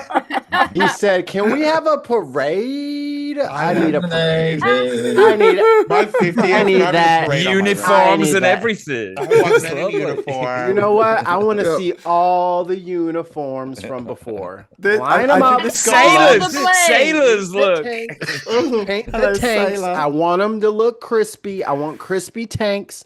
WD-40 the motherfucking axles. I heard the motherfuckers. That's crazy. But listen, there is one more story beyond this, because also no kings, you know, like we think, how long has Graham been saying to Mikey, come on, where are the people on the streets? Where are the people on the streets? And Mikey delivered. Mikey delivered. Thank you, Mikey. It's a big country. It's a big country. No, it's not. It's all run by Mikey, and everything good that happens is Mikey's fault, and everything bad that happens is Mikey's fault. Really? Y'all would love me as president. Or else. Did you guys Before we then you elect, guys tease sorry, Ollie, I'll come to you in a moment, but before we elect Mikey as president, Chris C dropped in a £5 super chat. Israel complained about an Iranian missile hitting the hospital. What about the hospitals they've targeted in Gaza? Yeah. They are the biggest hypocrites. Yeah. And do you know what the Iranians said? They said, "Oh, actually, sorry, we were trying to hit somewhere else, and the hospital was in the way." Well, actually, in the way. Yeah. there's a military base next door to the hospital. Yeah, that's what they said. They're trying to hit the base. So, it's not like it was miles away. It's next door. It's almost like they put the military assets in the middle of the civilian population so that they couldn't be targeted. Like what? Human shields? Don't say. Why would you do that? HK, thank you very much for the £20 super chat. That's really kind of you. Thanks to everyone. Mikey is a pure badass too. You got a badass, baby. Yeah. Check out your badass. I'm a girl dad. I'm better than a badass. Can I just point out that in reality, I've got a badass and Mikey hasn't. That's very true. Came with a leather jacket and everything. I'm going to have to go. Okay, Cozy. Well, good night. Thank you. Good night, I want to leave you with a little update. Yeah. I've got some good news to share. Which is something we sorely need, isn't it? First of all, it was my birthday last Sunday. Happy birthday. Finally 21, finally. Do you share a birthday with Donald Trump? No, the day after. Oh, thank God for that. Oh, thank God, I know. I was like, damn, Graham, why you got to ruin the rest of her life? Damn. Liverpool European Festival delivered and had 2 events on my birthday, which was excellent. So I had a good time. Oh, fab. Did you have a parade or was that? Well, no, but we've got an update on a parade. Okay. So you know how Liverpool Pride was cancelled? Yes, because of J.K. Rowling. Well, LCR Pride Foundation cancelled the big shindig they do every year, but Liverpool Pride is still going to be happening. Other organizations have stepped up to the play. Sahir are taking the lead. It's going to be smaller. It's not going to be from St. George's Plateau to the pierhead. It's just going to be at the pierhead, but there's going to be a stage. There's going to be performances. There's hopefully going to be some stalls. So it's happening. It's getting put together. It's going to be different, smaller, but it's not going to be, the day will still be marked as it should be. So we'll have the parade. That is great news. And I tell you what I really hope as well is that Pride goes back to its campaigning. Yeah, me too. Because it's important that it does that. Yes. In Brighton, it's become a chance for heteros to dress up as in rainbow wigs, and it bothers the hell out of me that basically it's a celebration of Kylie Minogue, not a campaign. No, it is going to be because Kylie wouldn't marry me 3 years ago. You're right, Scott. You're absolutely right. Oh, you married Kylie. And finally, I don't know if I told you about it before. A friend of mine was detained for deportation and very nearly deported 3 times. Oh. And finally, after 4 months in detention, having PTSD from her experience, getting dragged out of Yarlswood at 3 o'clock in the morning, sitting in Heathrow for more than 12 hours, waiting for a plane to take off, only to be told an hour before takeoff that no, the deportation has been stayed. She's been released. Woo! So you've got to celebrate the small wins. Where's she from, Cozy? Where's she from? She's originally from the Gambia. Yeah. And she came to the UK something around 16, 18 years ago, fleeing domestic violence because she was a child bride at 15. She was fleeing her husband, came to the UK to stay with her brother. Yeah. Her brother has become a British citizen. Her child is British, her partner is British. She's been living in Liverpool for the last 10 years. She's an absolute pillar of the community. I know her personally. Yeah. The girl, she cooks, like she will always bring food for like events supporting other. Gotta get her out of here. She's amazing. She's an absolutely amazing lady. She's just such a star. And her family, there was a regime change in the Gambia when she fled, after she fled, and her family were political activists connected to the previous regime. So her cousin was murdered. She's had death threats. All of her family have had death threats. So it's not a safe place for her to be sent back to. No. All these years, she's always complied with the Home Office. She came with a visa. She had visa for many years. Eventually, she became an overstayer. She's been reporting. She turned up at the Home Office every month to sign. I'm still, on immigration bail. And finally in March on one of these appointments, she was detained when she went there to give her signature. She was just kept there. That's fucking nuts, isn't it? Wow. They fucking do that. Oh. Welcome to the Home Office. Yeah. That's what they do. Well, at least she's out now, and she's back. She's out now. We're gonna, we're just so thrilled to have her back. I'm gonna be over the water on August the 16th. So if I'm away. Oh, for God's sake! I was going to ask. For Pride in Liverpool, it was on July the 26th. Is it still going to be July 26th? Yes, it's going to be the same day. Party down the pier head. If you're down around that time, you can come. I know that I'm going to be away, so I can't be. Which is a bit shit, actually, because I'd love to go to that. Shit. I know. It's also my mum's birthday around that time as well. So. Hi, Graham's mom. Right, I'm going to go. I love you all. Cozy. Bye. Cozy. Bye. Bye. Graham, just so you know, if I ever meet your mom, I'm going straight to her fridge and I'm eating something. That's what I do to all of my friends' moms. I eat their food. She's fine. My mum makes the best food. If Tansky was here, she'll tell you, because Tansky's had a Sunday roast for mine. I have to taste it myself. I can't really just trust what you're saying. I have to eat it. She knows what she's doing. She's a proper 70s mum. She knows how to. She's a proper Scouse mum as well. She knows how to make stuff and make food and make. Where's bloody Scott gone? I had it set up so it went on whoever spoke last. So the camera went on fucking Scott as he just walks off to the toilet. I'm like, turn your fucking camera off, Scott. Oh, we all want to see that. We all want to see Scott go to the I hate to see Scott go, but I love to watch him leave. You know what I'm saying? I don't want to bring the subject back up, but apparently there are at least 3 holes it could come out of, and we need to know which one it's coming out of now. So. Well, he said he used to have a knob piercing. Anyway. Maybe it's healed. So, okay. Presumably, if you leave piercings... Sorry, Mikey. Shouldn't talk about people's bodies when they're on the panel. That's awkward. Don't y'all feel the awkward? The cringe? He's the one who mentioned he had a knob piercing. Yeah. But he's not even here, though. I know. Okay, when he comes back, we'll talk about it a bit more. Hannah's like, what the hell? I must have missed this. What the fuck? So at the beginning of the show, before you started watching, No. Let's not do a recap, Mikey. I would like to recap, actually. I heard something about nipples. Yeah, that's when I left. I was like, no, I can't do that. Maybe we should bring that. Maybe we should bring that back Mikey, but like suckling on Trump's nipple. No, Trump's not in the room. No. No. Anyway, he's back now, so shh. Two rows of them, Graham. Sorry. Maybe 3 rows. Probably 3 rows. Scott Hannah was asking for an update on our previous conversation about your penis. Nipples, Scott, nipples. She was asking about your penis. And his relationship with Queen Victoria. I think that's what we were discussing, wasn't it? Yes. Of course. Of course.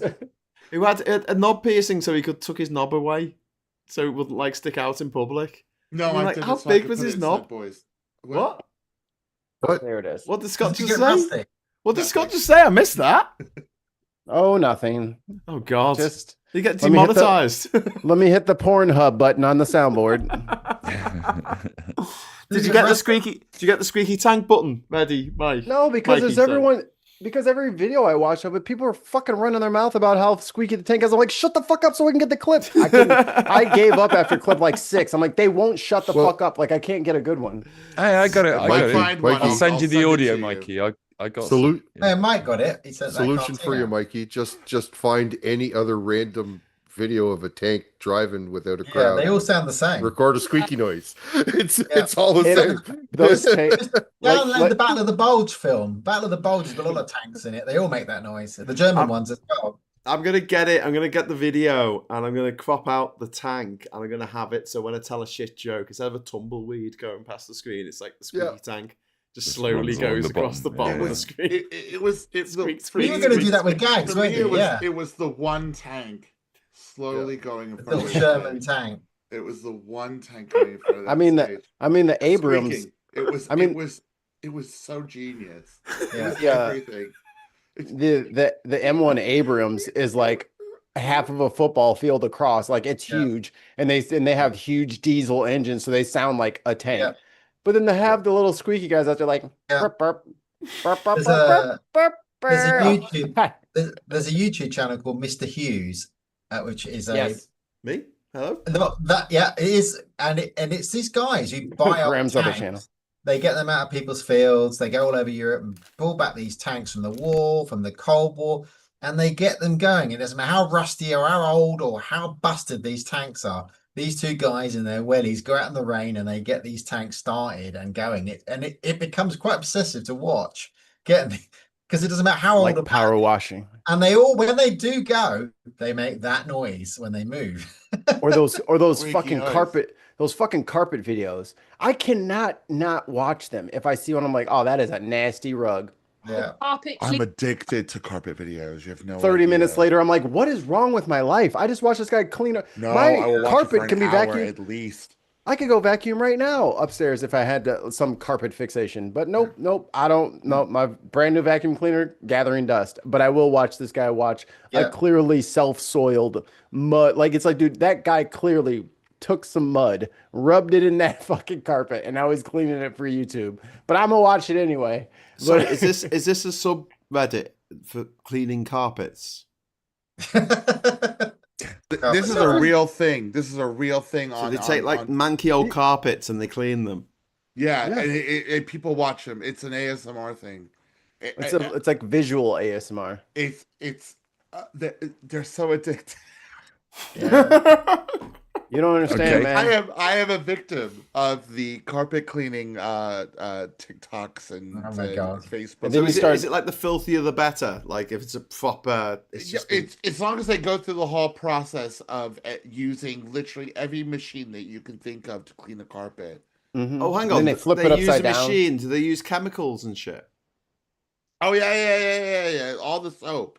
Graham's getting into it now. No, because every time I go on the internet to ask how to clean anything, I ask how to clean coins, I ask how to clean wood, I ask how to clean my arse, and it says lemon juice and bicarbonate of soda. And I'm like, internet, you are fucking useless. Can you tell me what chemicals I need to get to do this job properly? The lemon juice. They use every single color of cleaning product that you can think of, so that it's more visually appealing.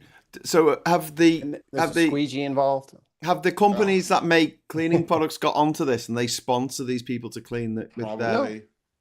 But you know what's the best bit is when they rub that squeegee thing across the carpet to get the water out. The dirty water, I think, is the key. Is to watch the dirty water come off of the rug. That's the thing. Hannah, do you watch this? Do you know what they're talking about with these carpet videos? Of course she does. She's nodding. She's nodding. She's nodding because she knows she was addicted as well, right? She knows what's up.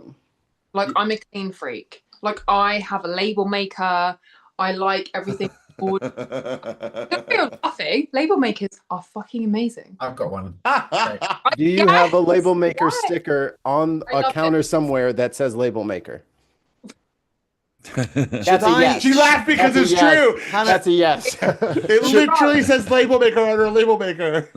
Should I get a label maker, Hannah? Because like all my plugs under the desk here, I printed out onto a sticky label. Yeah. What they are the plugs for, and then cut out with scissors, and then put it on the plugs. Yeah, beautiful. I have this thing because I don't know. Some of you know. Graham knows, but I keep reptiles. What kind? I have a bearded dragon, a crested gecko, and I have a royal python in my house. And there's a lot of heating and lighting requirements. They're all on timing. I also have other things to check, because I trust my equipment, but I want to check myself. So I have heat guns, all sorts. Very organized reptile mum. I love things as well. We had our dog. Our dog actually died 2 weeks ago. So very sad. But R.I.P. Charlie Bone. Oh, Charlie's a good boy. Sorry, Hannah. Thank you. Bit of a hard time. Feeling sad this week. I was like, oh, come on the Friday night. That'll be a nice time. I won't think about it. Let's ask you all about your pets now. My bad. No, let's not do that.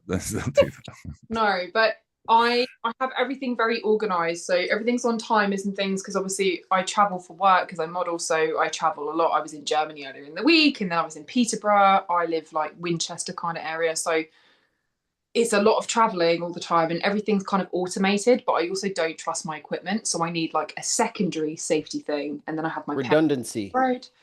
I'm thorough, organized and labeled. Wow. Yeah. Do you have a crickets bucket? Or do they eat mealworms? Superworms? I don't now, but I have this is gonna sound so gross, everyone here. Yes. Unless you have a bearded dragon.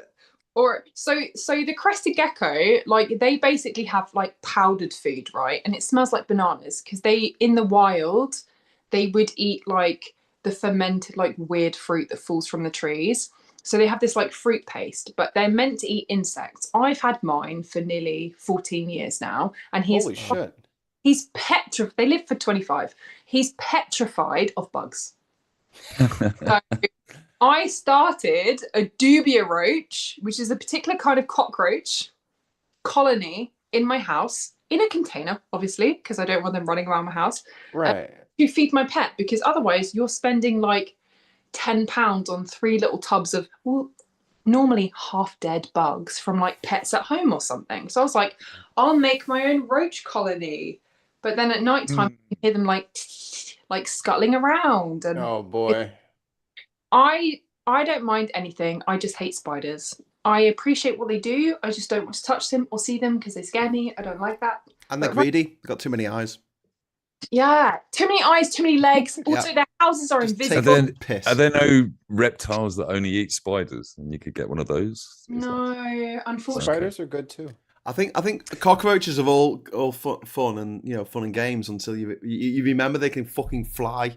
Like, oh fuck, they can fly! Oh shit, I keep forgetting that because you think, oh, it's just like a beetle. Ah, it's fine, whatever. You scuttle along, and then suddenly, it's fucking flying into your face, and you're like, you motherfucker. They are quite big though. Like I had when I was still living with my parents, because I had a different bearded dragon before this one. His name was Gary. This one's name is Derek. Obviously. Not Godzilla, not crocodiles. Like this is Jeremy and his roommate Charles. Naming pets human names is the best thing in the world. So do I. I agree with Scott on this one. It's just brilliant. Patrick, stop! Name your dog Bill. It's funny. I could grab him for you now if you would like to see Derek. Who wants to see Derek? Hands up in the chat. Who wants to see Derek? Derek. Obviously. There you go. Derek, 30 seconds. I'm so excited about seeing She Derek. loves showing off these reptiles, man. She is a reptile freak. She loves it. Finally, Derek can get on the show. I'm glad we can stop hanging out with Hannah now that Derek's coming. She does it on their TikToks as well. Like, absolutely. Yeah. They are very wonderful looking animals. Like, they're crazy. Before Hannah gets back, someone in the chat, because I was thinking about what movie it was, and Rachel, you probably knew this, like Saving Private Ryan. It's the movie where you can hear the squeaking of the tank. Yeah. And then Saving Private Ryan. Anyway, Hannah, show us your bearded lizard. Oh my day. You got to say something. Say something, Hannah. Say something. So this My is name's Derek. That's right. Hannah, say something, and Scott, shut up. Look at the baby. Oh wow. So he's asleep. Everyone shut up apart from Hannah. Look at this little bug. He loves the head pats.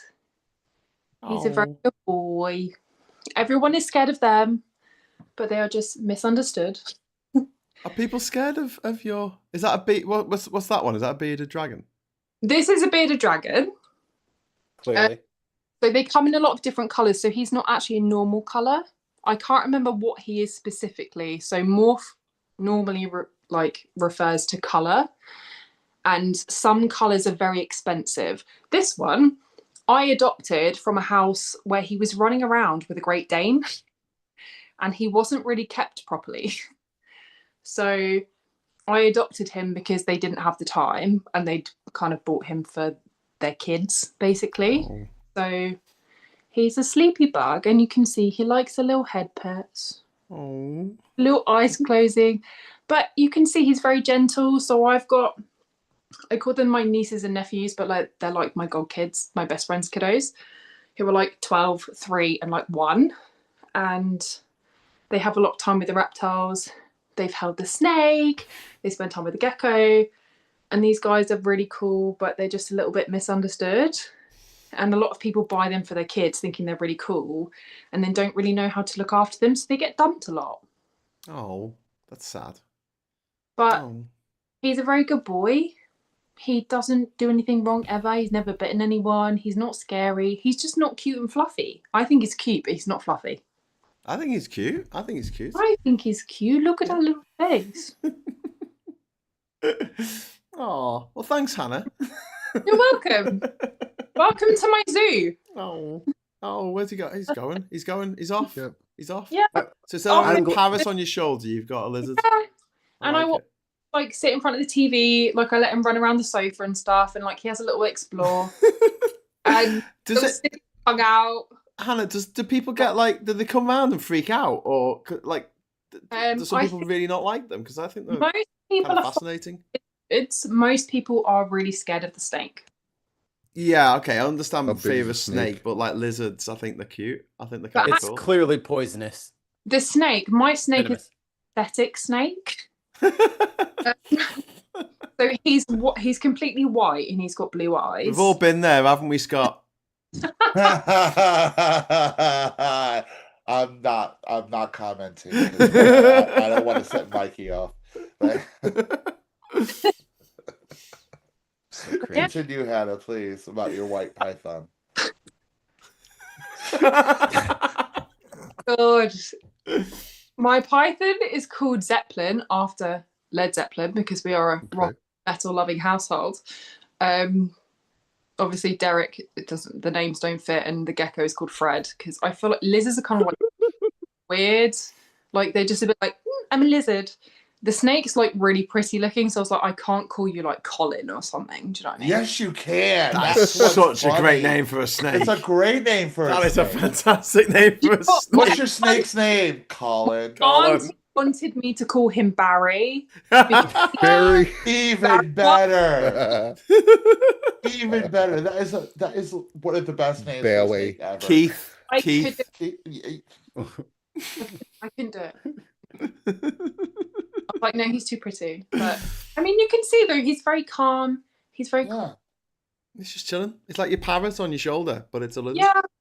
It's pretty cool. Which morph is Derek? I think he's like a sunshine something. It's like a sun something. So he has the normal scale pattern, which means that like he's quite spiky still, whereas the previous one that I had wasn't as silky. They're not good. They have real problems with their skin because they require UV light, so it's quite damaging, and I wouldn't ever buy into that. But he has a very spiky scale pattern, so it's a normal scale pattern. It's something like a sun gold or something. So when they don't have UV because his lights have been turned off for a little bit and he's not been under his heat lamp, he's actually quite pale. In the daylight, he has little bits of blue in him and he's very, very yellow. Oh, wow. So they kind of change with the heat and UV, which is really cool. That's very cool. According to your description, it appears that he is type 4 out of 11 of bearded dragons. He's the hypomelanistic morph. Could be. Okay. I adopted him. So the first bearded dragon I ever got, like I had a bit of a mental health breakdown and I bought him. So I knew exactly what he was. But this one I adopted because she needed the extra time and she had lots of kids and dogs and things and horses. And she was just like, I need him picked up now. And I was grieving the loss of my previous one. And I was like, oh, he needs a home. I can do that. And I love her hands. Can I just say that in the chat, people are offering to bring their pets on next week on the show. Oh my God, please. I already did. Show us your pets. Go and tell. I'll get very jealous because Cat's allergic to cats and dogs. So ironically, we can't have a cat or a dog. I'm allergic to cats. Get reptiles. Reptiles. Obviously, get reptiles. And it's making me miss the geckos on my island. I had loads of geckos in my house. Like geckos, they're like the little cute ones who are like they make that like noise. Cute. There's a picture on my Instagram and there's a baby gecko on my thumb. and it's like it's honestly like less than an inch in Like length. super tiny, like are they the bright green ones? Yeah, Yeah, absolutely tiny. And he's looking at my thumb, and then I've got another picture of that same gecko on my phone because I had another camera, and I took a picture of it on my phone because he liked his own picture on Instagram. He tapped it with his little hands. I don't know. I don't mean to blow your mind here, Graham. In the background. Who did I just see? Where's the dog? Where's the dog gone? Oh, what? He's gone back over there. Boomer. That's my pup. Boomer. Oh, come back, Boomer. Yeah. See Boomer. Miss Boomer. They want you back on camera. Come here, Boomer. The giant dire hound. Yes, we need. Maybe we should do a pets episode. It's a bit less depressing than our normal politics. Yes, that's what I'm thinking. Everyone loves pets. Pets and politics. Pets and politics. There you go. Shitty puppy. I'll bring one of my chickens on. That is a happy dog. 130 pounds of raw Boomer. About 110. 110. Can I just say, not all boomers, just before we go any further. That Boomer specifically. Gets so much blame. In fact, Samuel Summers in the chat has already just said, not all boomers. It's, Graham, they have these pills that your partner can take. Then the cats don't bother you so bad. Yeah, but they still bother you. Yeah, I'm allergic to cats, and there's 2 cats in this house because my wife came pre-installed with 2 cats, and they were not gonna. I couldn't, so I have to just medicine. Yeah, no, you can take antihistamines. Nothing ever works for me. Like you got to get on the 20. I touch a cat, it's over. I am. You got to do the 24-hour non-drowsy stuff. You got to take it every day. And then you still got to wash your hands and stuff around. Like, I can't just like pick up Dexter and like snuggle him and all that stuff without expecting hell. Like, if I ask for it, I ask for it. Yeah. Hookworm. What you want is hookworm. They produce natural antihistamine in your gut while they're sucking out your blood or whatever they do. That sounds sustaining themselves. That's why no one in Papua New Guinea has any allergies. No one has any hay fever. No one has any allergies to cats or dogs. Why? Because they have hookworms. Yeah, they have no cats or dogs or any plants. the hookworm sorts it all out. It's a friendly parasite. It's one of the good ones. Right, we're gonna have to wrap up soon because it is past midnight. As we realise, people do have to go to bed at some point. Are there any news stories from this week that we haven't actually mentioned? We've got through a lot. I don't think so. Well, what's Mikey showing us? Oh, Mikey's showing us a little ball of fluff. Guys, can I just say good night? My neighbour's just come round, her power's come off, and she needs me to go and help her sort it out. Okay, Mike, thank you so much. I'll see you next week when you're in charge. Yeah, you're in charge next week, Mike. I'm in charge next week. All down to you. Don't come round next week, Michelle. All right, mate. You take care. All right, guys. Bye. Bye. We've lost our Mike. We've still got a Mikey though. That's good. I was hoping the Mike would stick around because I wanted to actually update you. I've been to see an ears, nose, and throat specialist this week. Mm-hmm. Because remember, you guys all begged me to go to the doctor about my voice, which is actually doing a lot better now. But apparently, I have a very, very, very, very, very, very deviated septum. He put a camera down my nose, which is up my nose and down my throat. And it was horrible. The old up down. Yeah. But he put some numbing spray in my nose, and it felt like I'd just done cocaine. Anyway, what it reminded me of anyway. Task at hand, Scott. Incriminating yourself unnecessarily. I don't do that sort of thing anymore. So I'm 48 years old. I can't do that stuff anymore. But yeah, so it was a young person's game. Yeah, it's a young person's game indeed. Take a nap, do some coke, and pass out for 3 days. Yeah, right. You can have that elevated heart rate. I think mine's already elevated. So anyway, thanks. They got my voice box apparently is okay. It's a little. He said it was a little swollen, but it was all right. And yeah, I'm going to be on all sorts of nasal sprays and some pills for next 3 months. You'll feel better once it works. Yeah, hopefully. You'll feel so much better. If it doesn't work, I'm likely to have surgery. Did they check? Oh, like did they do like the tonsils and everything as well? Yeah, and not. They shoved they shoved the camera down me. Yeah. Like I went for a CAT scan about 6 months ago, and I'm waiting for a specialist to go see the ear, nose, and throat specialist. I got some sort of blockage in there, and they need me to go. So he's like, "You have sleep apnea." I said, "Yeah." He goes, bad. It's really bad. I was like, "Yeah, it's bad." So and I tried the sleep apnea machine, and it choked me out. It didn't work for me. It choked me out because it tries to. Right? It works for me. It tries to force you to breathe through your nose, and I can't. And it just kept on. I just kept waking up, not breathing. Mine's great. Mine's wonderful. Yeah. If I can keep it on, I take it off in the middle of the night. It gets on my nerves. I just end up taking it off. But so guys, I've got a story. Good job, Scott. Good job. Everybody clap for Scott. He listened to his friends when he was not feeling well, and we told him to get better, and he did. So. They didn't like pull a big ball out of your nose like in Total Recall. More Total Recall.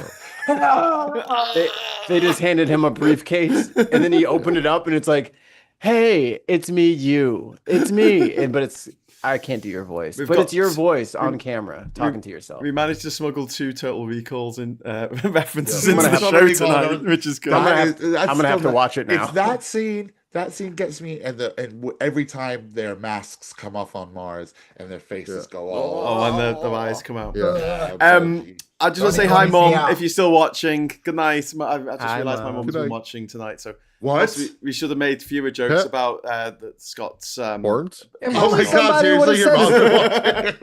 If only somebody would have said, "Hey, maybe less about Scott's penis, more about the war." Well, I feel like Graham's mom knows me more than she should. I think we all do. Everyone's gonna, when everyone meets Scott now, they're just gonna give him the up and down, and they're gonna linger somewhere to see if it's in or not. Okay, well, look, we're gonna wrap it up there if you don't mind. But we'll be back next week at the same time, and Mike is going to be running the show because I'm going to be at the Glastonbury Festival. I'm going to try and give you an update from the festival if I get in. We haven't got our tickets yet.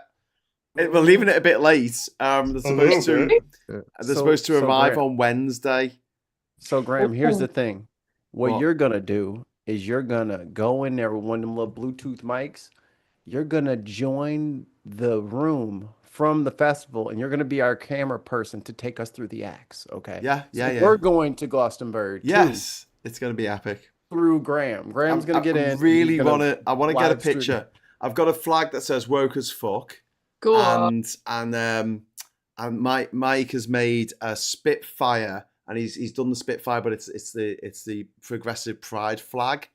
So and it's me in the cockpit. It says "woke as fuck." That's gonna be our flag. So look out for it on the telly. And I want to get a picture of us holding that flag with Kate Nash. That's gonna be my mission for Glastonbury this year. When you're holding when you're watching a band at Glastonbury, can you actually see the band? Yes. Because when you're watching on TV, you can't see the band. He's got a very sophisticated set of binoculars. Yeah, what do you mean? You can't see because they're too far away, or because of the flags? It's just flags. All I ever see. The flags are dead high. Oh, that would be annoying.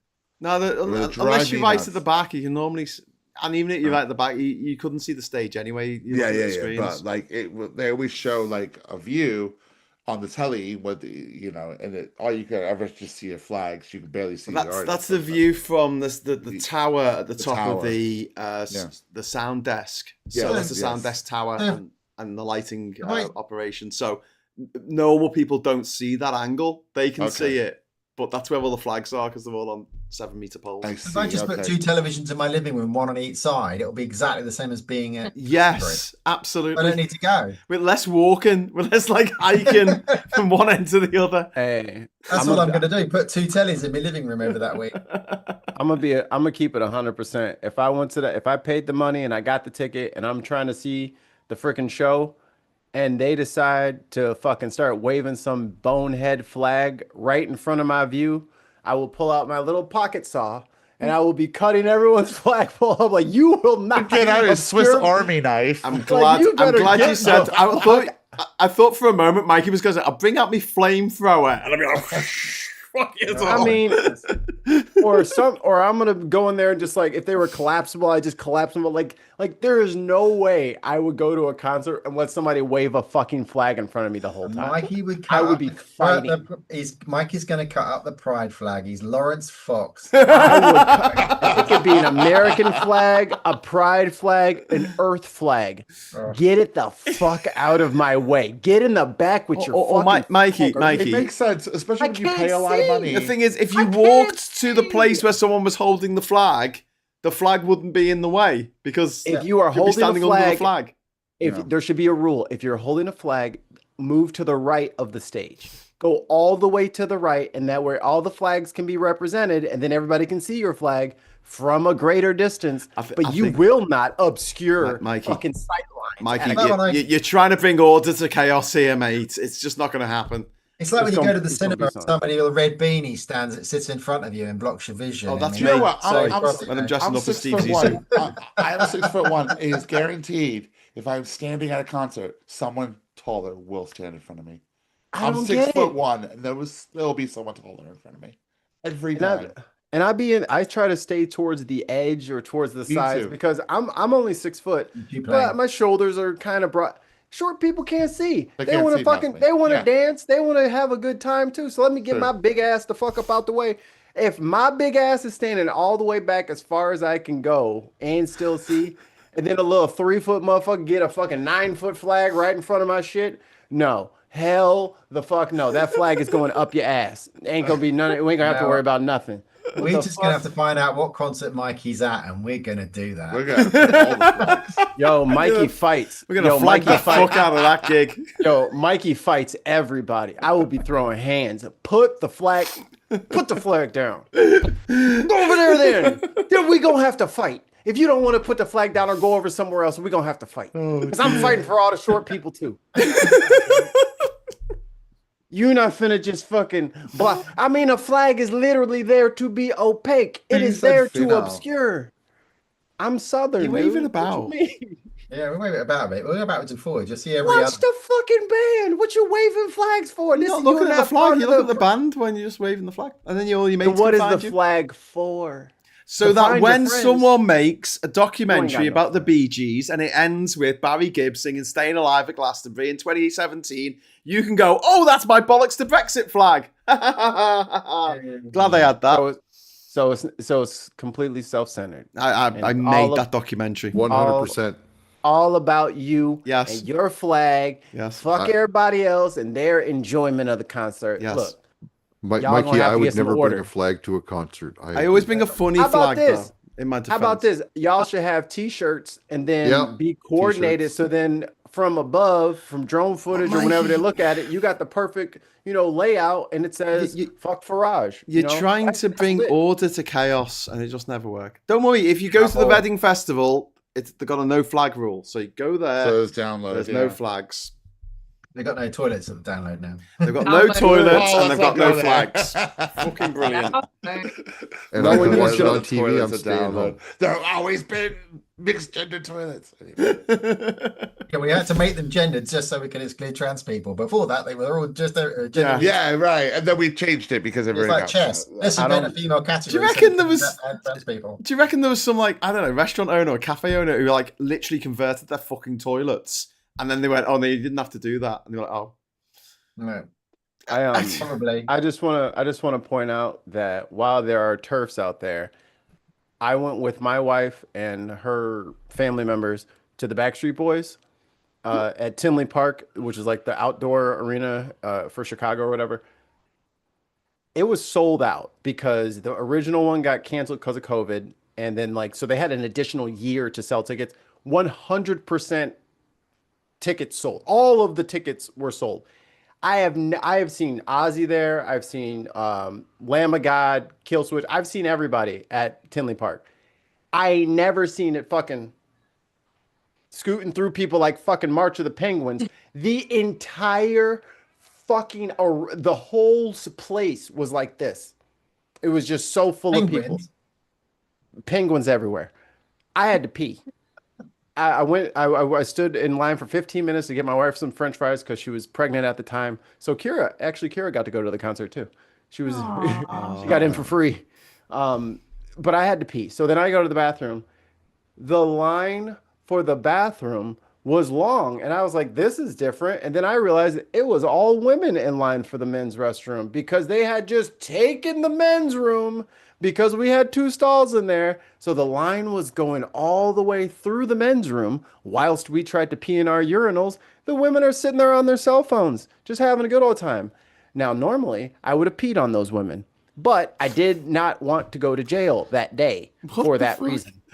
That's what they shouldn't be in normally, there. What kind of fetish? They only do that when they need stung by a jellyfish. Normally, I would urinate on these women. This is my bathroom. I do whatever I want in here. Y'all shouldn't be in here. But just like they want to, because of architectural sexism. No, don't try to pull the architectural sexism now. Don't have to they could.